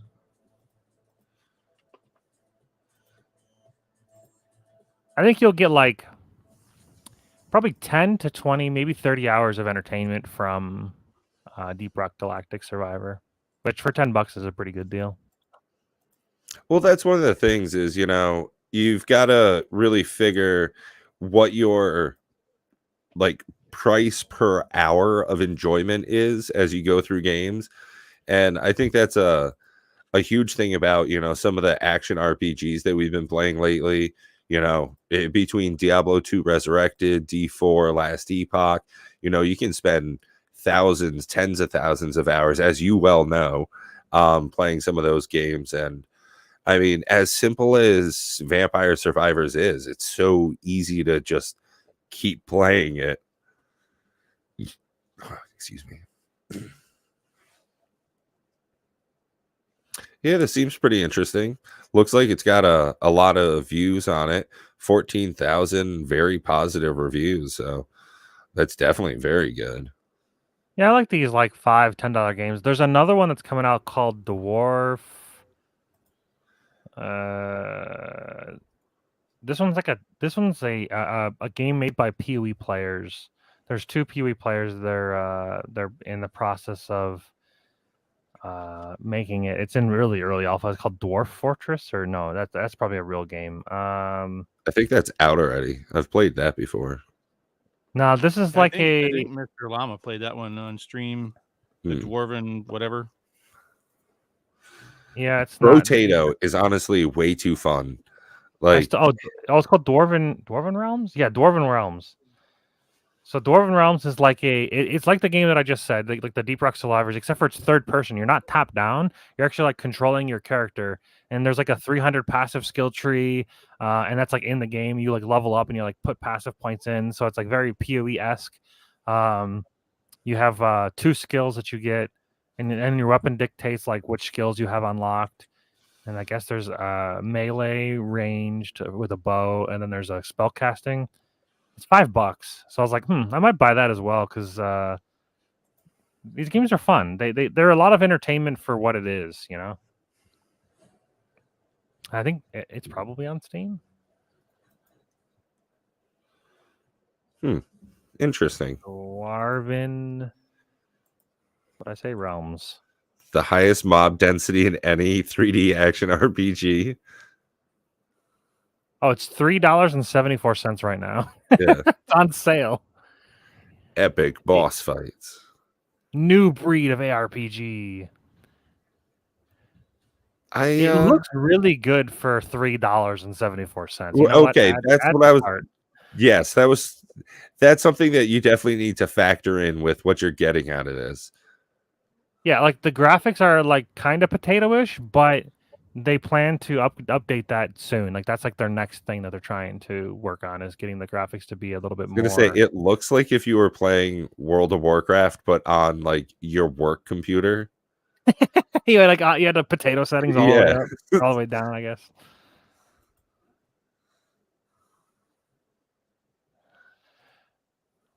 Yeah, this is a game that some of the PoE streamers that I watch, they're in the process of playing, and it's it's just 2 brothers that are in the process of just trying to make a cool game. So it's not like it's not even a developer at all. It's literally just 2 brothers. So I don't even know if they have like a name for their studio. I guess they kind of have to if they're on. I have So engaged Coach to asks, an has extent. anyone engaged with the new Lorcana set Into the Inklands? I believe Bob has. I bought 2 cases of it. That's my extent of engaging with it. Yeah. But I tried to get into an event on release weekend, and my local LGS said that they're not the going to L have. in LGS is local, right? So yes, that's the whole joke here. Explain, Pat.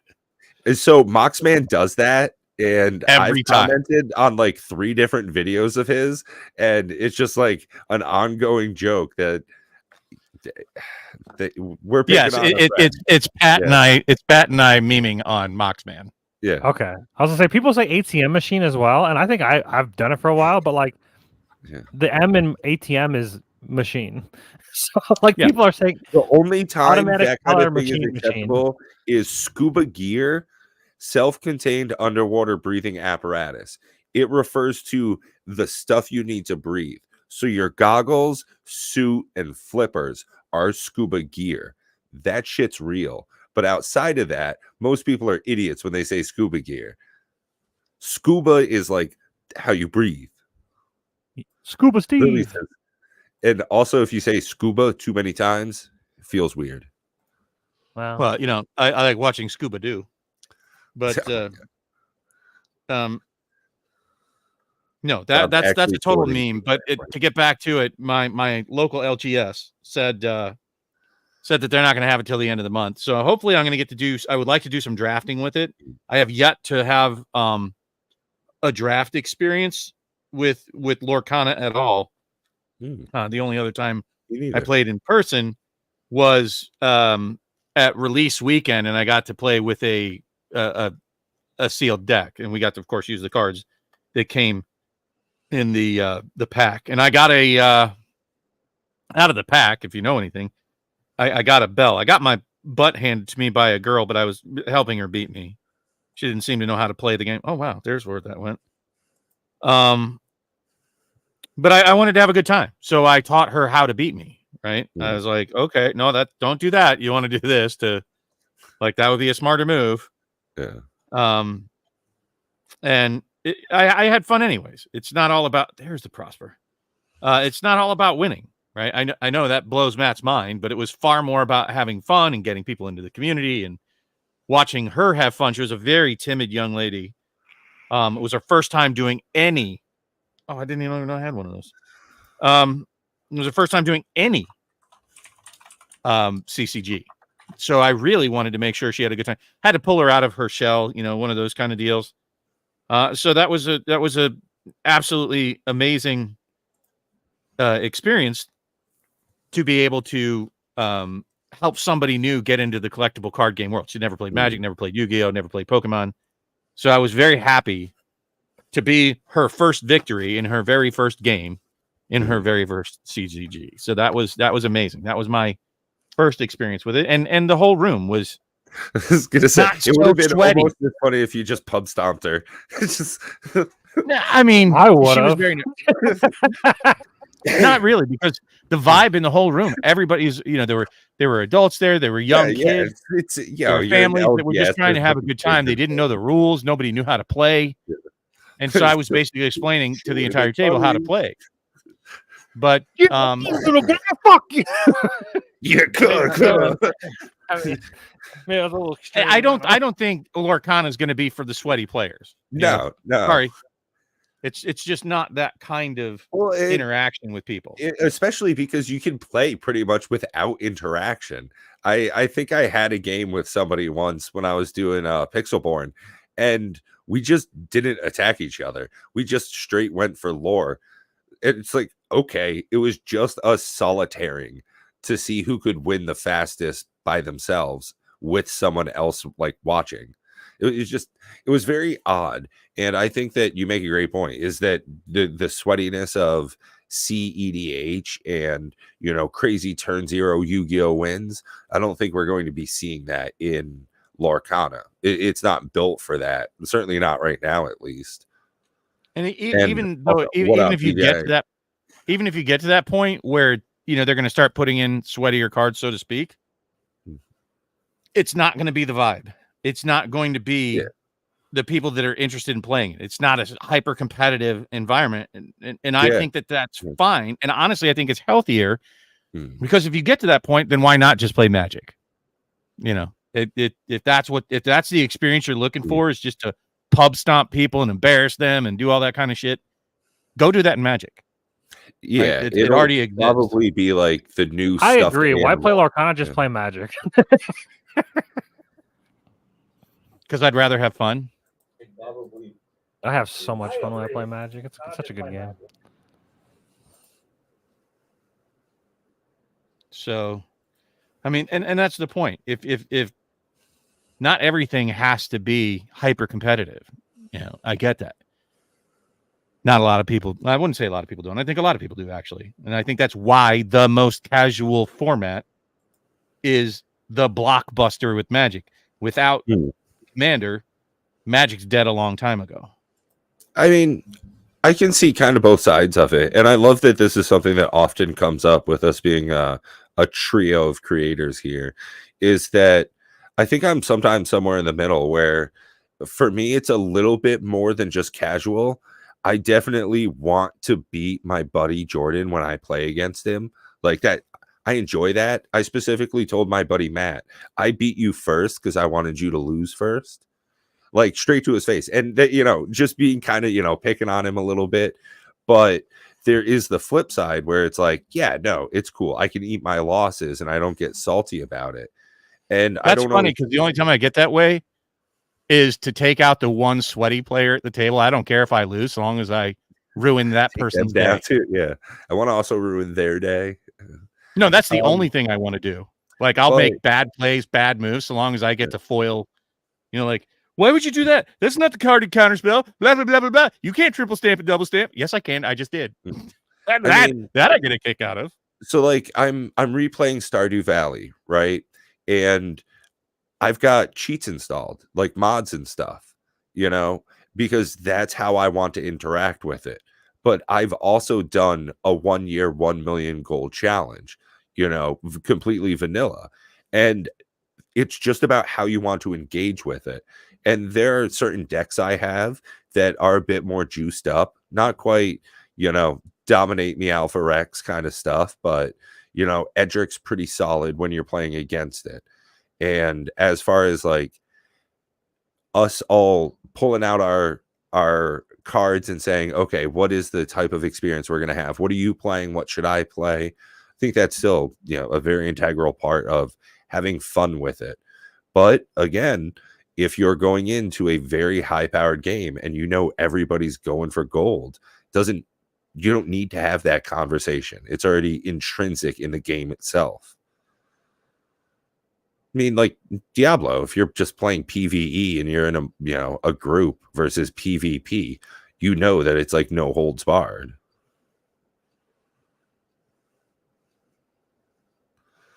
People can still get salty from like loot snatching and that kind of loot ninjas. Yeah, for sure.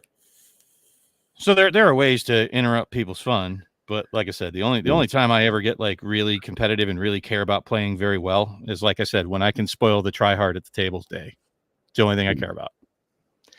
Like in general, I go into a game, you know, just trying to do a thing. But if I realize that there's a super try hard at the table, I do take a kick out of. I don't care if I win because they'll say you didn't win either. I'm like, okay, I don't care. Like it didn't bother me in the slightest, but it bothered you. As long as Prime loses. Pretty much. Yep.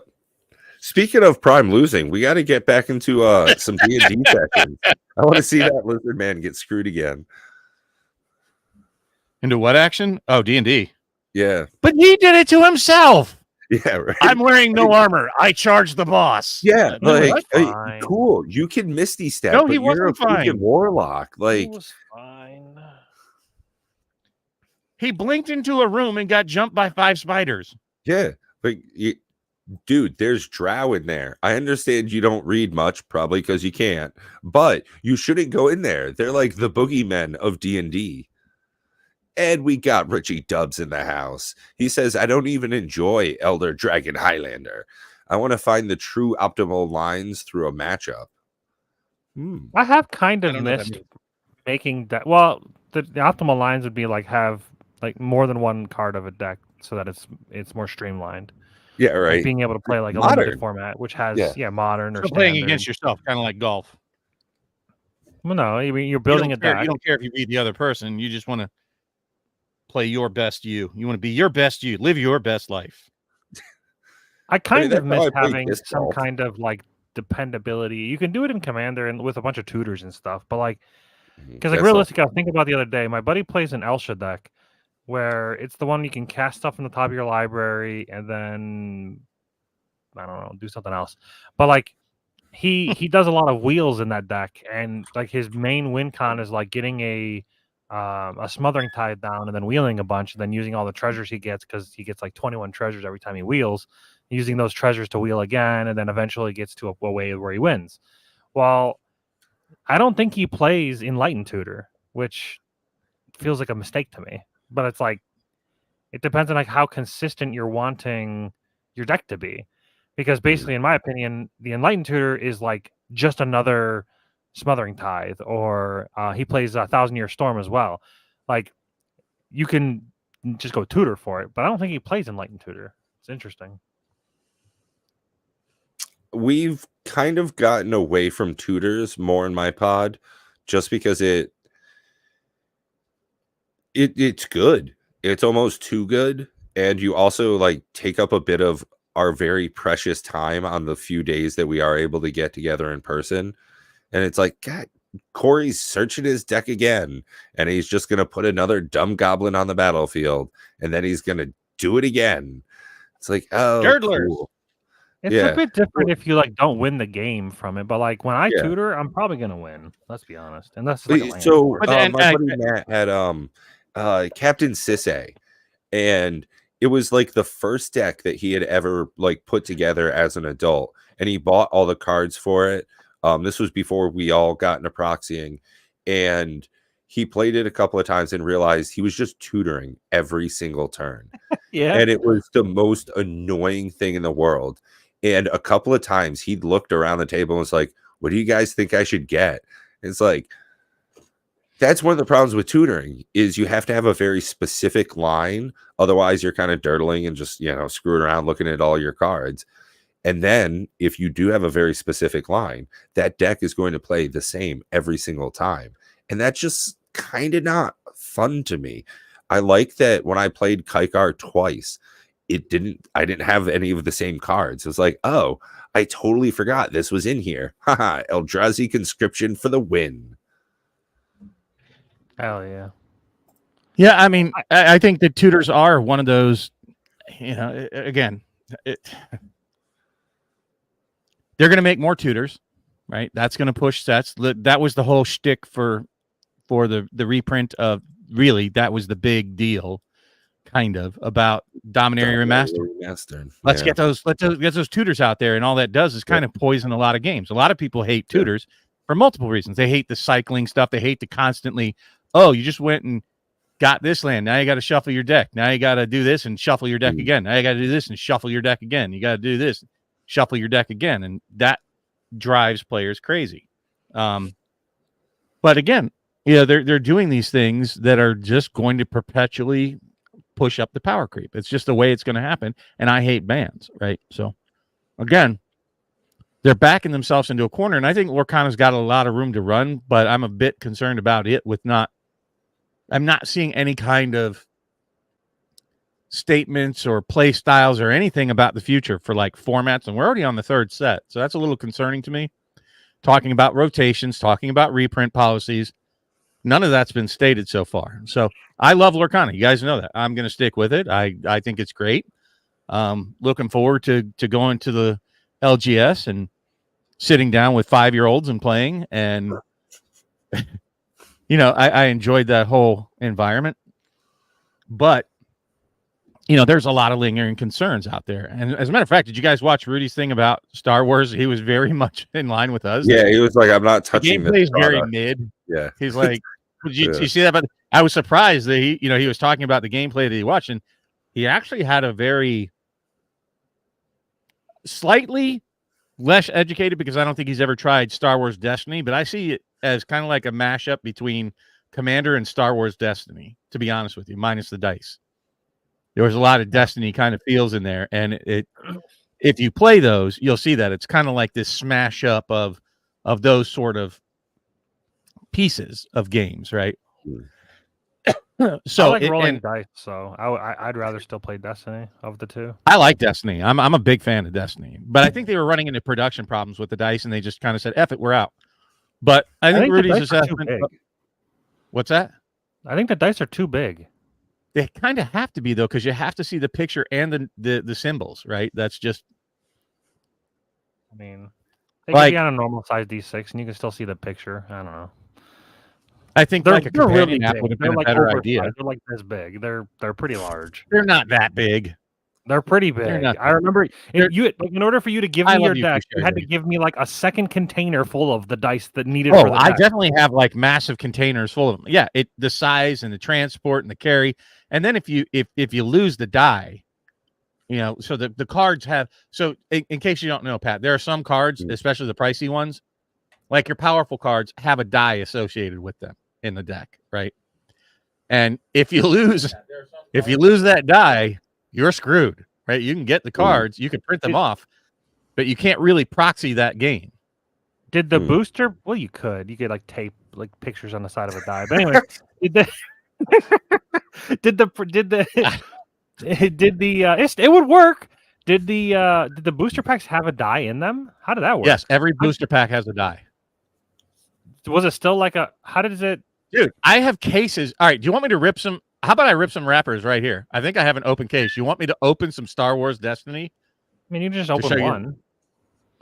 Well, yeah, but I got to go dig through some stuff over there. They're like up on a tall shelf, and I got to get back into where it is. But yeah, I could. Nah, it's not necessary. I just was curious how did is the pack? Now I got to go do it. I'll be right back. You all entertain them. Dance, Pat, dance. How does that work? You know what? I'm really happy about it. Looking at TCG Player, the Fallout is still holding strong. Yeah, for sure. There's been a couple fire sales from a bunch of idiots that are selling like significantly below market value, which makes no sense at all. They're just trying to make, I don't know, they're just trying to lose a quick buck, I guess. Like Bob had posted some people that were trying to sell the the collector booster displays for like $323. And like they're only, I mean, on average, I've seen them at like $380 plus. Right now they're $392. And then also right now there was, see, that's an idiot. Whoever just bought that is stupid. They apparently don't know what shipping is. So there was one that was listed for $168 for the Fallout Commander deck case, the 4-piece collector's box or the commander boxes. It was listed for $168, but then $20 shipping. And it's like, oh, it's so much cheaper because it's $168. It's like, no, it's still $188. It's what everything else we're going for, but the shipping.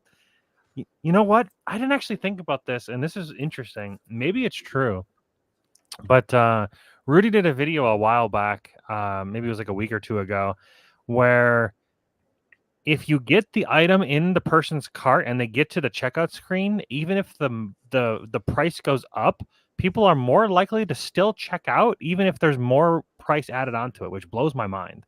If I get to checkout and the price is all of a sudden $20, $30, $40 more expensive, I'm not buying it. I don't understand. Like people just like they just like take their thumbs, you've stick it up altered their the bargain. That's fine. Yeah.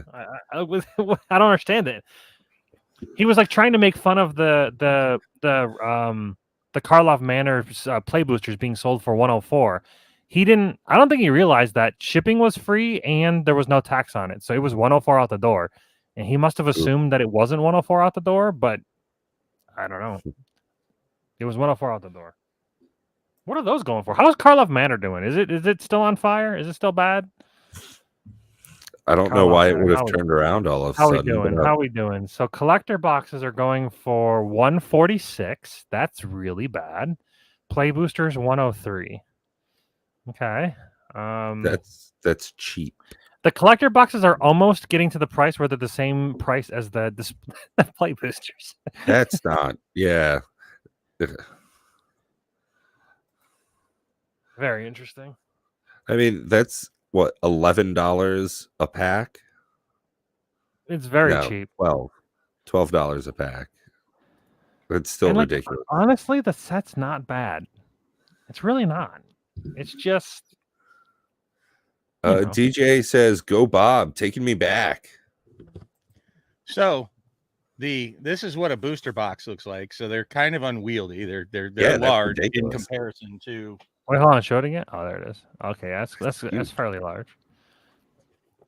In comparison to a Lorcana draft box. Yeah. These are kind That's of large. probably why it failed, to be honest. It's probably got too much real retail ridiculous space. thing. But you have to have it that large, and I haven't even opened this set, so you got the packs in here, and what you'll see, I do have some booster packs, so I'll open a couple of these. I don't even know what the good cards are. Why Now I'm are gonna you have opening up more freaking than dice. one? We just need one as an example. Because I want to open 3 packs. Look, All all right. So the audience, there you go. Matt said I can only open one, so they're going back in. Was going to open product. Yeah, that's your But y'all- quota. You y'all only can can thank open that one. now. If you open up more than one, your whole brand goes out the window. No, because this is a dead game, right? Well, how much? This is Oh, a it game- depends. How much is that? How much is that pack worth? What is it? Star Wars Destiny. What set is that? Convergence. So how does that not bend the card in? How does it not bend the cards in the deck? I'll show you. So here's a magic pack, and you can see. You know what a magic pack looks like, Bob. Thing's got a huge lump in Here's it. what a magic pack looks like. So funny. Brand new to the industry. I'm just saying, in comparison, so 30-year-old that you game. can. I know, but you don't know what it is in relation to the Star Wars Destiny. Thing looks What right. what set is that? Convergence. This is Convergence. Convergence. All right, let's see here. A box of All right, and Convergence. so on the pack, it tells you $50. How many packs in a box? 36. Oh, And I don't think there are any good cards it's in like Convergence. $1.20 a pack. Yeah. 5 cards. That just seems so ridiculous. I mean, I Only guess they got not the Yeah. dollar. and a premium die. But they were 3 something a pack, but you're getting a die in every one. And Yeah. that's, That's insane. Premium die. Can you get non-premium dice? Can you get foil dice? Oh, No. I would love foil dice. What do you mean no? I No love serialized dice? Code says rip packs at will, Right, Bob. so You are financially so healthy you and could responsible. spoil. You can spoil like what your big hit is, but I'm going to hide that even from myself. I'm putting it over here off screen. It's a cheat. I don't remember what order they come in. Sherry Vegas, should I tell them my Girl Scout joke online? Well, they have like a little like card thing. How cute. So the rarities are down here. Oh my God. That's how they, I'm sorry, I said I would teach you. That is some seriously thick cardboard here. And so this is how I send out when I sell magic cards. I saved like every one that I ever opened. So I have like 1,000 of these things. And they're very sturdy. And I put a magic card in there when I go to sell it. Right. And then I just tape that shut. You don't sell things. Come on. Well, I did. Oh, okay. What happened? I don't anymore. All right. So this is the. Oh Lord. Yeah, that's not working so great. It's trying to. It's the face of the stormtrooper. It's trying to focus on the stormtrooper's face. I think maybe. All right. So like. Unfettered. I don't have my eyeballs in. You're. This defines what rarity it is. The color. Like is I remember the dice for the rare in the pack? What's that? Is the die for the rare in the pack? Correct. Okay. So I'm trying to explain that. So this is the color. Blue is common. Yellow is uncommon. Green is rare. Is there anything between green and... I don't think purple? There is. Between green and the purple, which is legendary. Yellows are uncommons and purples is what you want. So your first few like are they're going to be your commons. Oh, you still have your uncommon. Okay. And then the last one, you could slow roll it by, if you know what it is, Star Viper. That looks like total trash crap. I mean, wah wah wah. That's a green. Like, wow, I didn't take off the chroma filter, but Yeah. that is the that's a green one. green? So it's just a rare one, and you'll This is a good see point, Benson. Ewoks do eat people. It's like a thing. that the die matches the picture of the card itself, right? So it kind of has to be this large to, be able to see the picture and tell what it is. If you shrunk that picture down, you wouldn't know. And it has to, have that symbol so you know what it rolls, right? So I don't know. That seems like a lot. I actually enjoyed it. I enjoyed playing it. It was very good. But I'll show you the spin down counter in size relation. So it's roughly the size, just slightly under of a spin down counter. This is like the oversized one. Here's a regular 20-sided die from like a cheapy, set. So it's somewhere between a regular 20-sided die and a spin down counter, right? The spin down counter is larger. I know it's a little hard to see here, but it is slightly larger. Palpatine, it's worth $24. That almost pays for the entire box. Well, again, I told you I got these boxes to try to have drafts at some point. Like they were going out of they were emptying the warehouse card pack. Huh?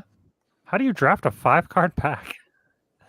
Drafting is a very different animal. You have a base set of cards that you can have, right? For drafting each set. And so you start off with like basically half the cards that you would have that are kind of generic to any draft. And then you draft enough to, I don't remember what you had to have, 40 cards or something for your deck. Because you may not pull a hero, right? It's possible that like this is not a hero and you have to have a hero in order to play. So in your draft, you may not even get one from a deck. Right. That's what I was thinking, Richie. I like that you build a deck for draft. Like, yeah. It's supplementing. It's kind of like playing with draft. Like it's kind of like the Lorcana where you have like a starter deck sort of, and then you supplement it at your Mega Blaster Troopers, $25. Mega Blaster Trooper. One was sold last month, and and then before that was in December.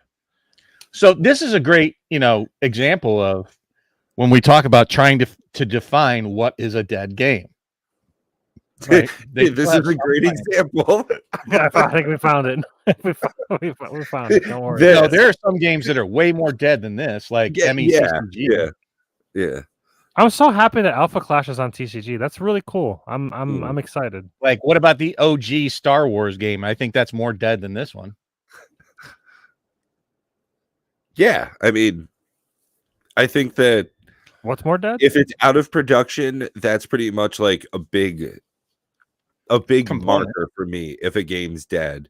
But things can still be like, if we're talking about video games, if the server's still on, then it's still a game.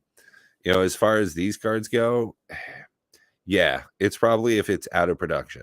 If you can't get it. I think Diablo 2 is a dead game, but people still play it. Yeah, the servers are still on. That's one of the hard things about like video games. Actually, Diablo 2 Resurrected is kind of a new game. D2R definitely is. But if you're looking at like Sid Meier's Colonization, it was between like Civ 1 and Civ 2. You can get the ROM for it and play it. So is an electronic game ever really dead? Like Pac-Man, they don't make more Pac-Man, but it's not really dead. Sure, some electronic games are. I mean, you can't say that that's not fair because like as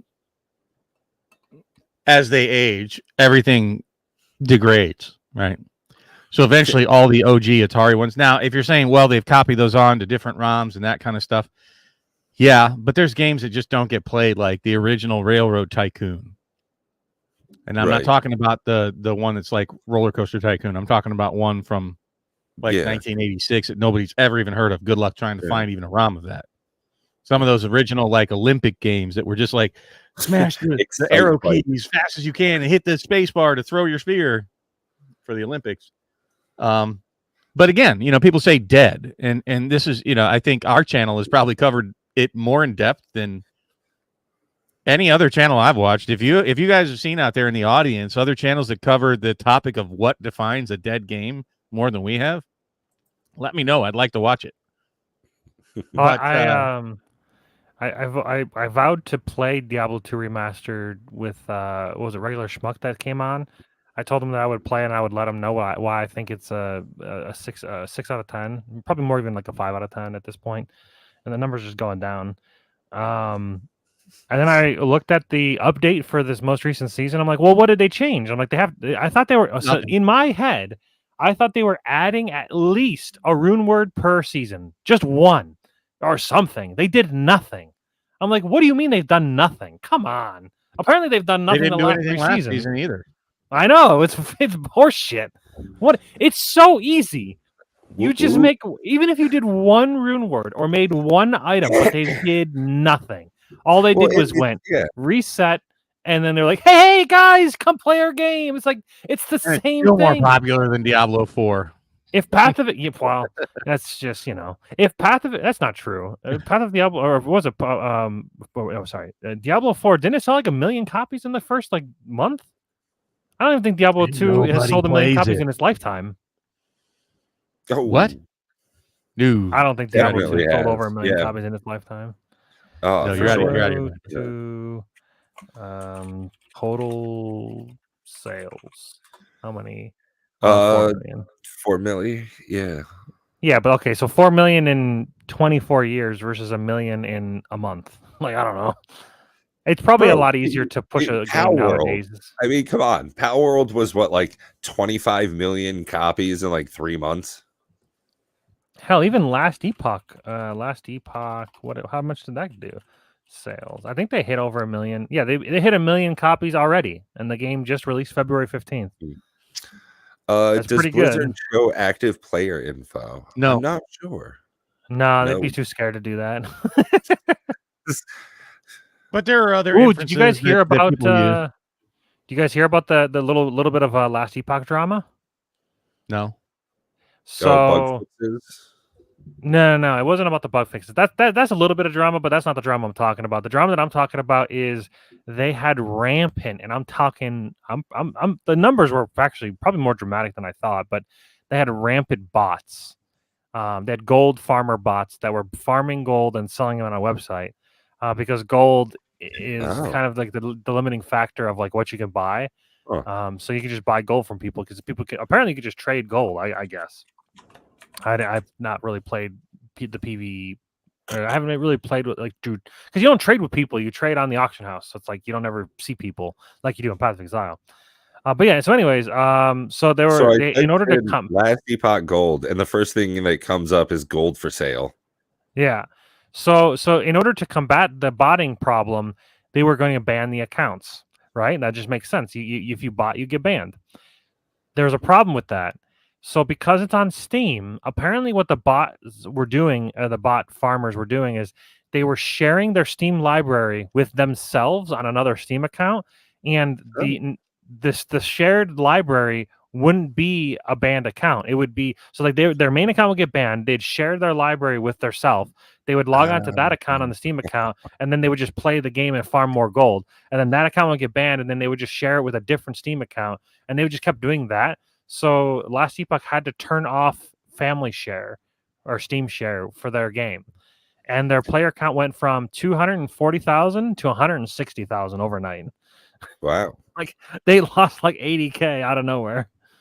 Now, well, I mean, it's just something that World of Warcraft was the bots, and some of it was the player base that was being shared. So it's kind of like, I bet there's a lot more players that you would say, if you want to say that, because Diablo 2, honestly, resurrected it lives off of bots, right? Without the bots, the game would be dead. They would just shut it down. There's just not enough people. I love the leveling bots. Those are great. Oh yeah, they the hammered in like fucking teleports down and like he like does the bell runs and they're like next round or like what hell I'm yeah. saying is Those bots are great. Without the bots, that game dies. And not only that, they go through every few months and ban the bots, so they have to buy a new account.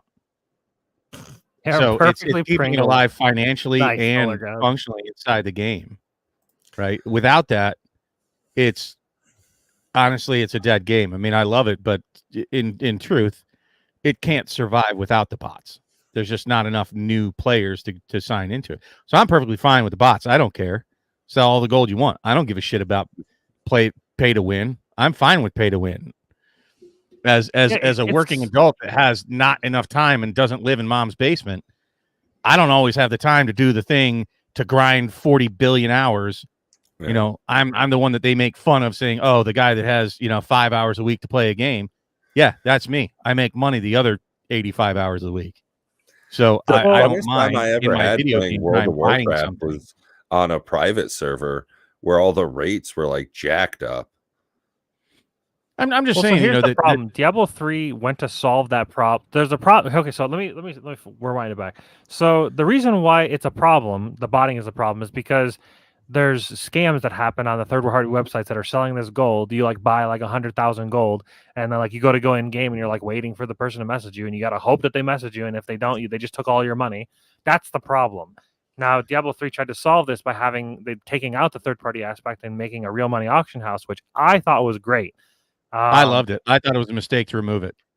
Well, apparently there was some kind of like gold laundering or money laundering happening through it. I don't know how true that is, but apparently there was like gangs using the auction house to like launder money through the game. I don't know exactly. There was something about that. Look it up. There was some kind of like maybe it's speculation, maybe it's true. I don't know.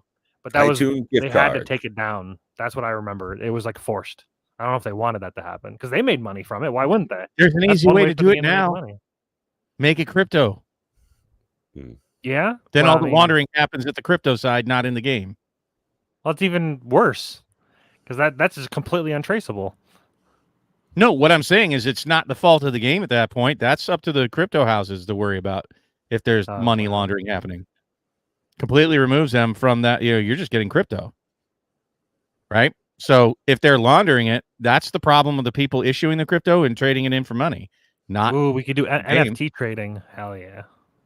I'm just saying that I thought it was a mistake. I think that it'd be wise for a game to come out and do like a crypto only like auction house, right? So if you're worried about money laundering and all that shit, I made like 300. I remember playing really casually. I made like $300. If I would have played as like much as I played now back then, I could have made like thousands. That would have been great.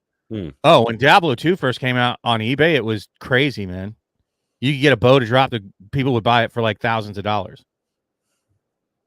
And you still have that now on like some of these other. I don't really understand the D2 trader sites and whatnot that you trade for like credits or something. And JSP. There was one that was showing an axe that somebody sold for like $15,000.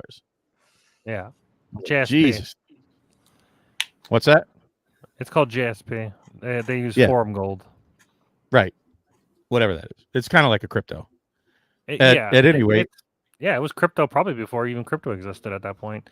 It's just like but at any rate, I don't think that's the responsibility of the game designer to worry about, the laundering and all that stuff. But it's. Well, I think it was part of the. You want to be really sad, Solar God. In 2009, before it even went public, there was a guy I worked with that was mining crypto prior to its public announcement, and he said, "Oh man, hey, look, you could buy 100 Bitcoin for $50." Wow! Overnight, crypto dropped 4K. Yeah. Wow. Well, but so is the stock market. Everything's sort of crashing at the moment. I sold all of my crypto. It spiked up to a point where I was like, you know what? I have almost double what I invested in the graphics cards to mine this stuff because I mined like almost 2 Ethereum, and I got to a point where like the charts were like up like 70%, and I looked at like how much I invested. I'm like, if I sell right now, I basically doubled my investment. Plus, I still have the graphics cards. So I was like, you know what? That's fine. And I sold it. And then, of course, overnight it went up 20%. It is what it is. Warren Man. Buffett says there's no perfect time to buy. There's no perfect time to sell. Overnight it could have dropped 50%. Who knows? Like crypto market's super volatile. Go Shiba Inu. I've got like millions of them. Yeah, right. I mean, they're at their highest right now. I would have sold them. I sold all mine. No, they already dropped too. They shadow Bitcoin. Look, the only real way it's down 16%. It's actually down 30%. Rusted infection. I hate conditional wins and life gain. Life gain. I don't know what that means, but double life gain. Honestly, when you got cleric out, and then you got armadillo cloak and some lifelink. You do you, boo. You gain all the life you want. It's kind of fun. I got that Trellisar deck and I do that like double life gain. Sometimes I do the triple life gain. I get some craziness out there. It gets to the point where I wish that they had Commander in a digital format so I didn't have to do math. They do. It's called MTG Go or MTG. Is it MTG Go? MTG MitGo? MitGo? Magic Gathering Online? Yeah, MitGo. You can play Commander online. It is a thing. It's just clunky. Yeah, but that's such a clunky interface, man. It's very clunky. I want the arena interface, but Commander. Evening action. Oh my God! There's Alex. There's a face we haven't seen in a lifetime. Speaking one of our Rusted Infection is talking about like well, I know I think we know what you mean about conditional wins. Yeah, Second Son and Thassa's Oracle, Demonic Consultation, those kind of wins. But I hate Second Son. The life gain. I'm guessing he's talking about like the constant like I gain a life. It, like constant like talking about like interruption to the game. I gain one life. I gain one life. The Sanguine Bond and Exquisite Blood. Yeah, maybe that one too. That one you just kind of like infinite life drain. Yeah, there you go. It's the same thing. He's talking about that. The Sanguine Bond and Exquisite Blood. Annoying. Yeah. But I mean, here's the thing: is it like I'm on the fence. I both love and hate myself when we talk about combos in Commander, because without them. Without the cascades, without the combos, without the big splash win, they tend to drag forever. Mm-hmm. And that's less fun than losing. Games, we get done in a game with like less than an hour. And it Tell me that you haven't played a 4-hour game on Jake and Joel. I have not. People talk about that. The first one I played was like 3.5 hours when we started it. I feel like if you have a 4 people that like don't know how to build a deck, or like even like 3 people and 1 good person, it could get to a situation like you're talking about where it becomes a slog. But like this stuff. Yeah. Most of our games I think the longest game I had was 2 hours in the league. And that was a very long game, but that was because of myself. I was playing this Tayam deck, and it's basically a stacks deck. And I stacked myself out of the game because playing the game of Magic is hard. I stacked them, and then somebody else went to play a clone, and I'm like, that's fine. And I should have sacked my what's it called? The Dothi Voidwalker. But then I realized that too late, and then he had his clone come in as a Dothi Voidwalker, which completely disables my deck. Like it literally doesn't work. Like I was just completely out of the game, so the game just went on for many hours until he won, and I was just like, I'm ready to concede, but like I'm too much of a tryhard to not.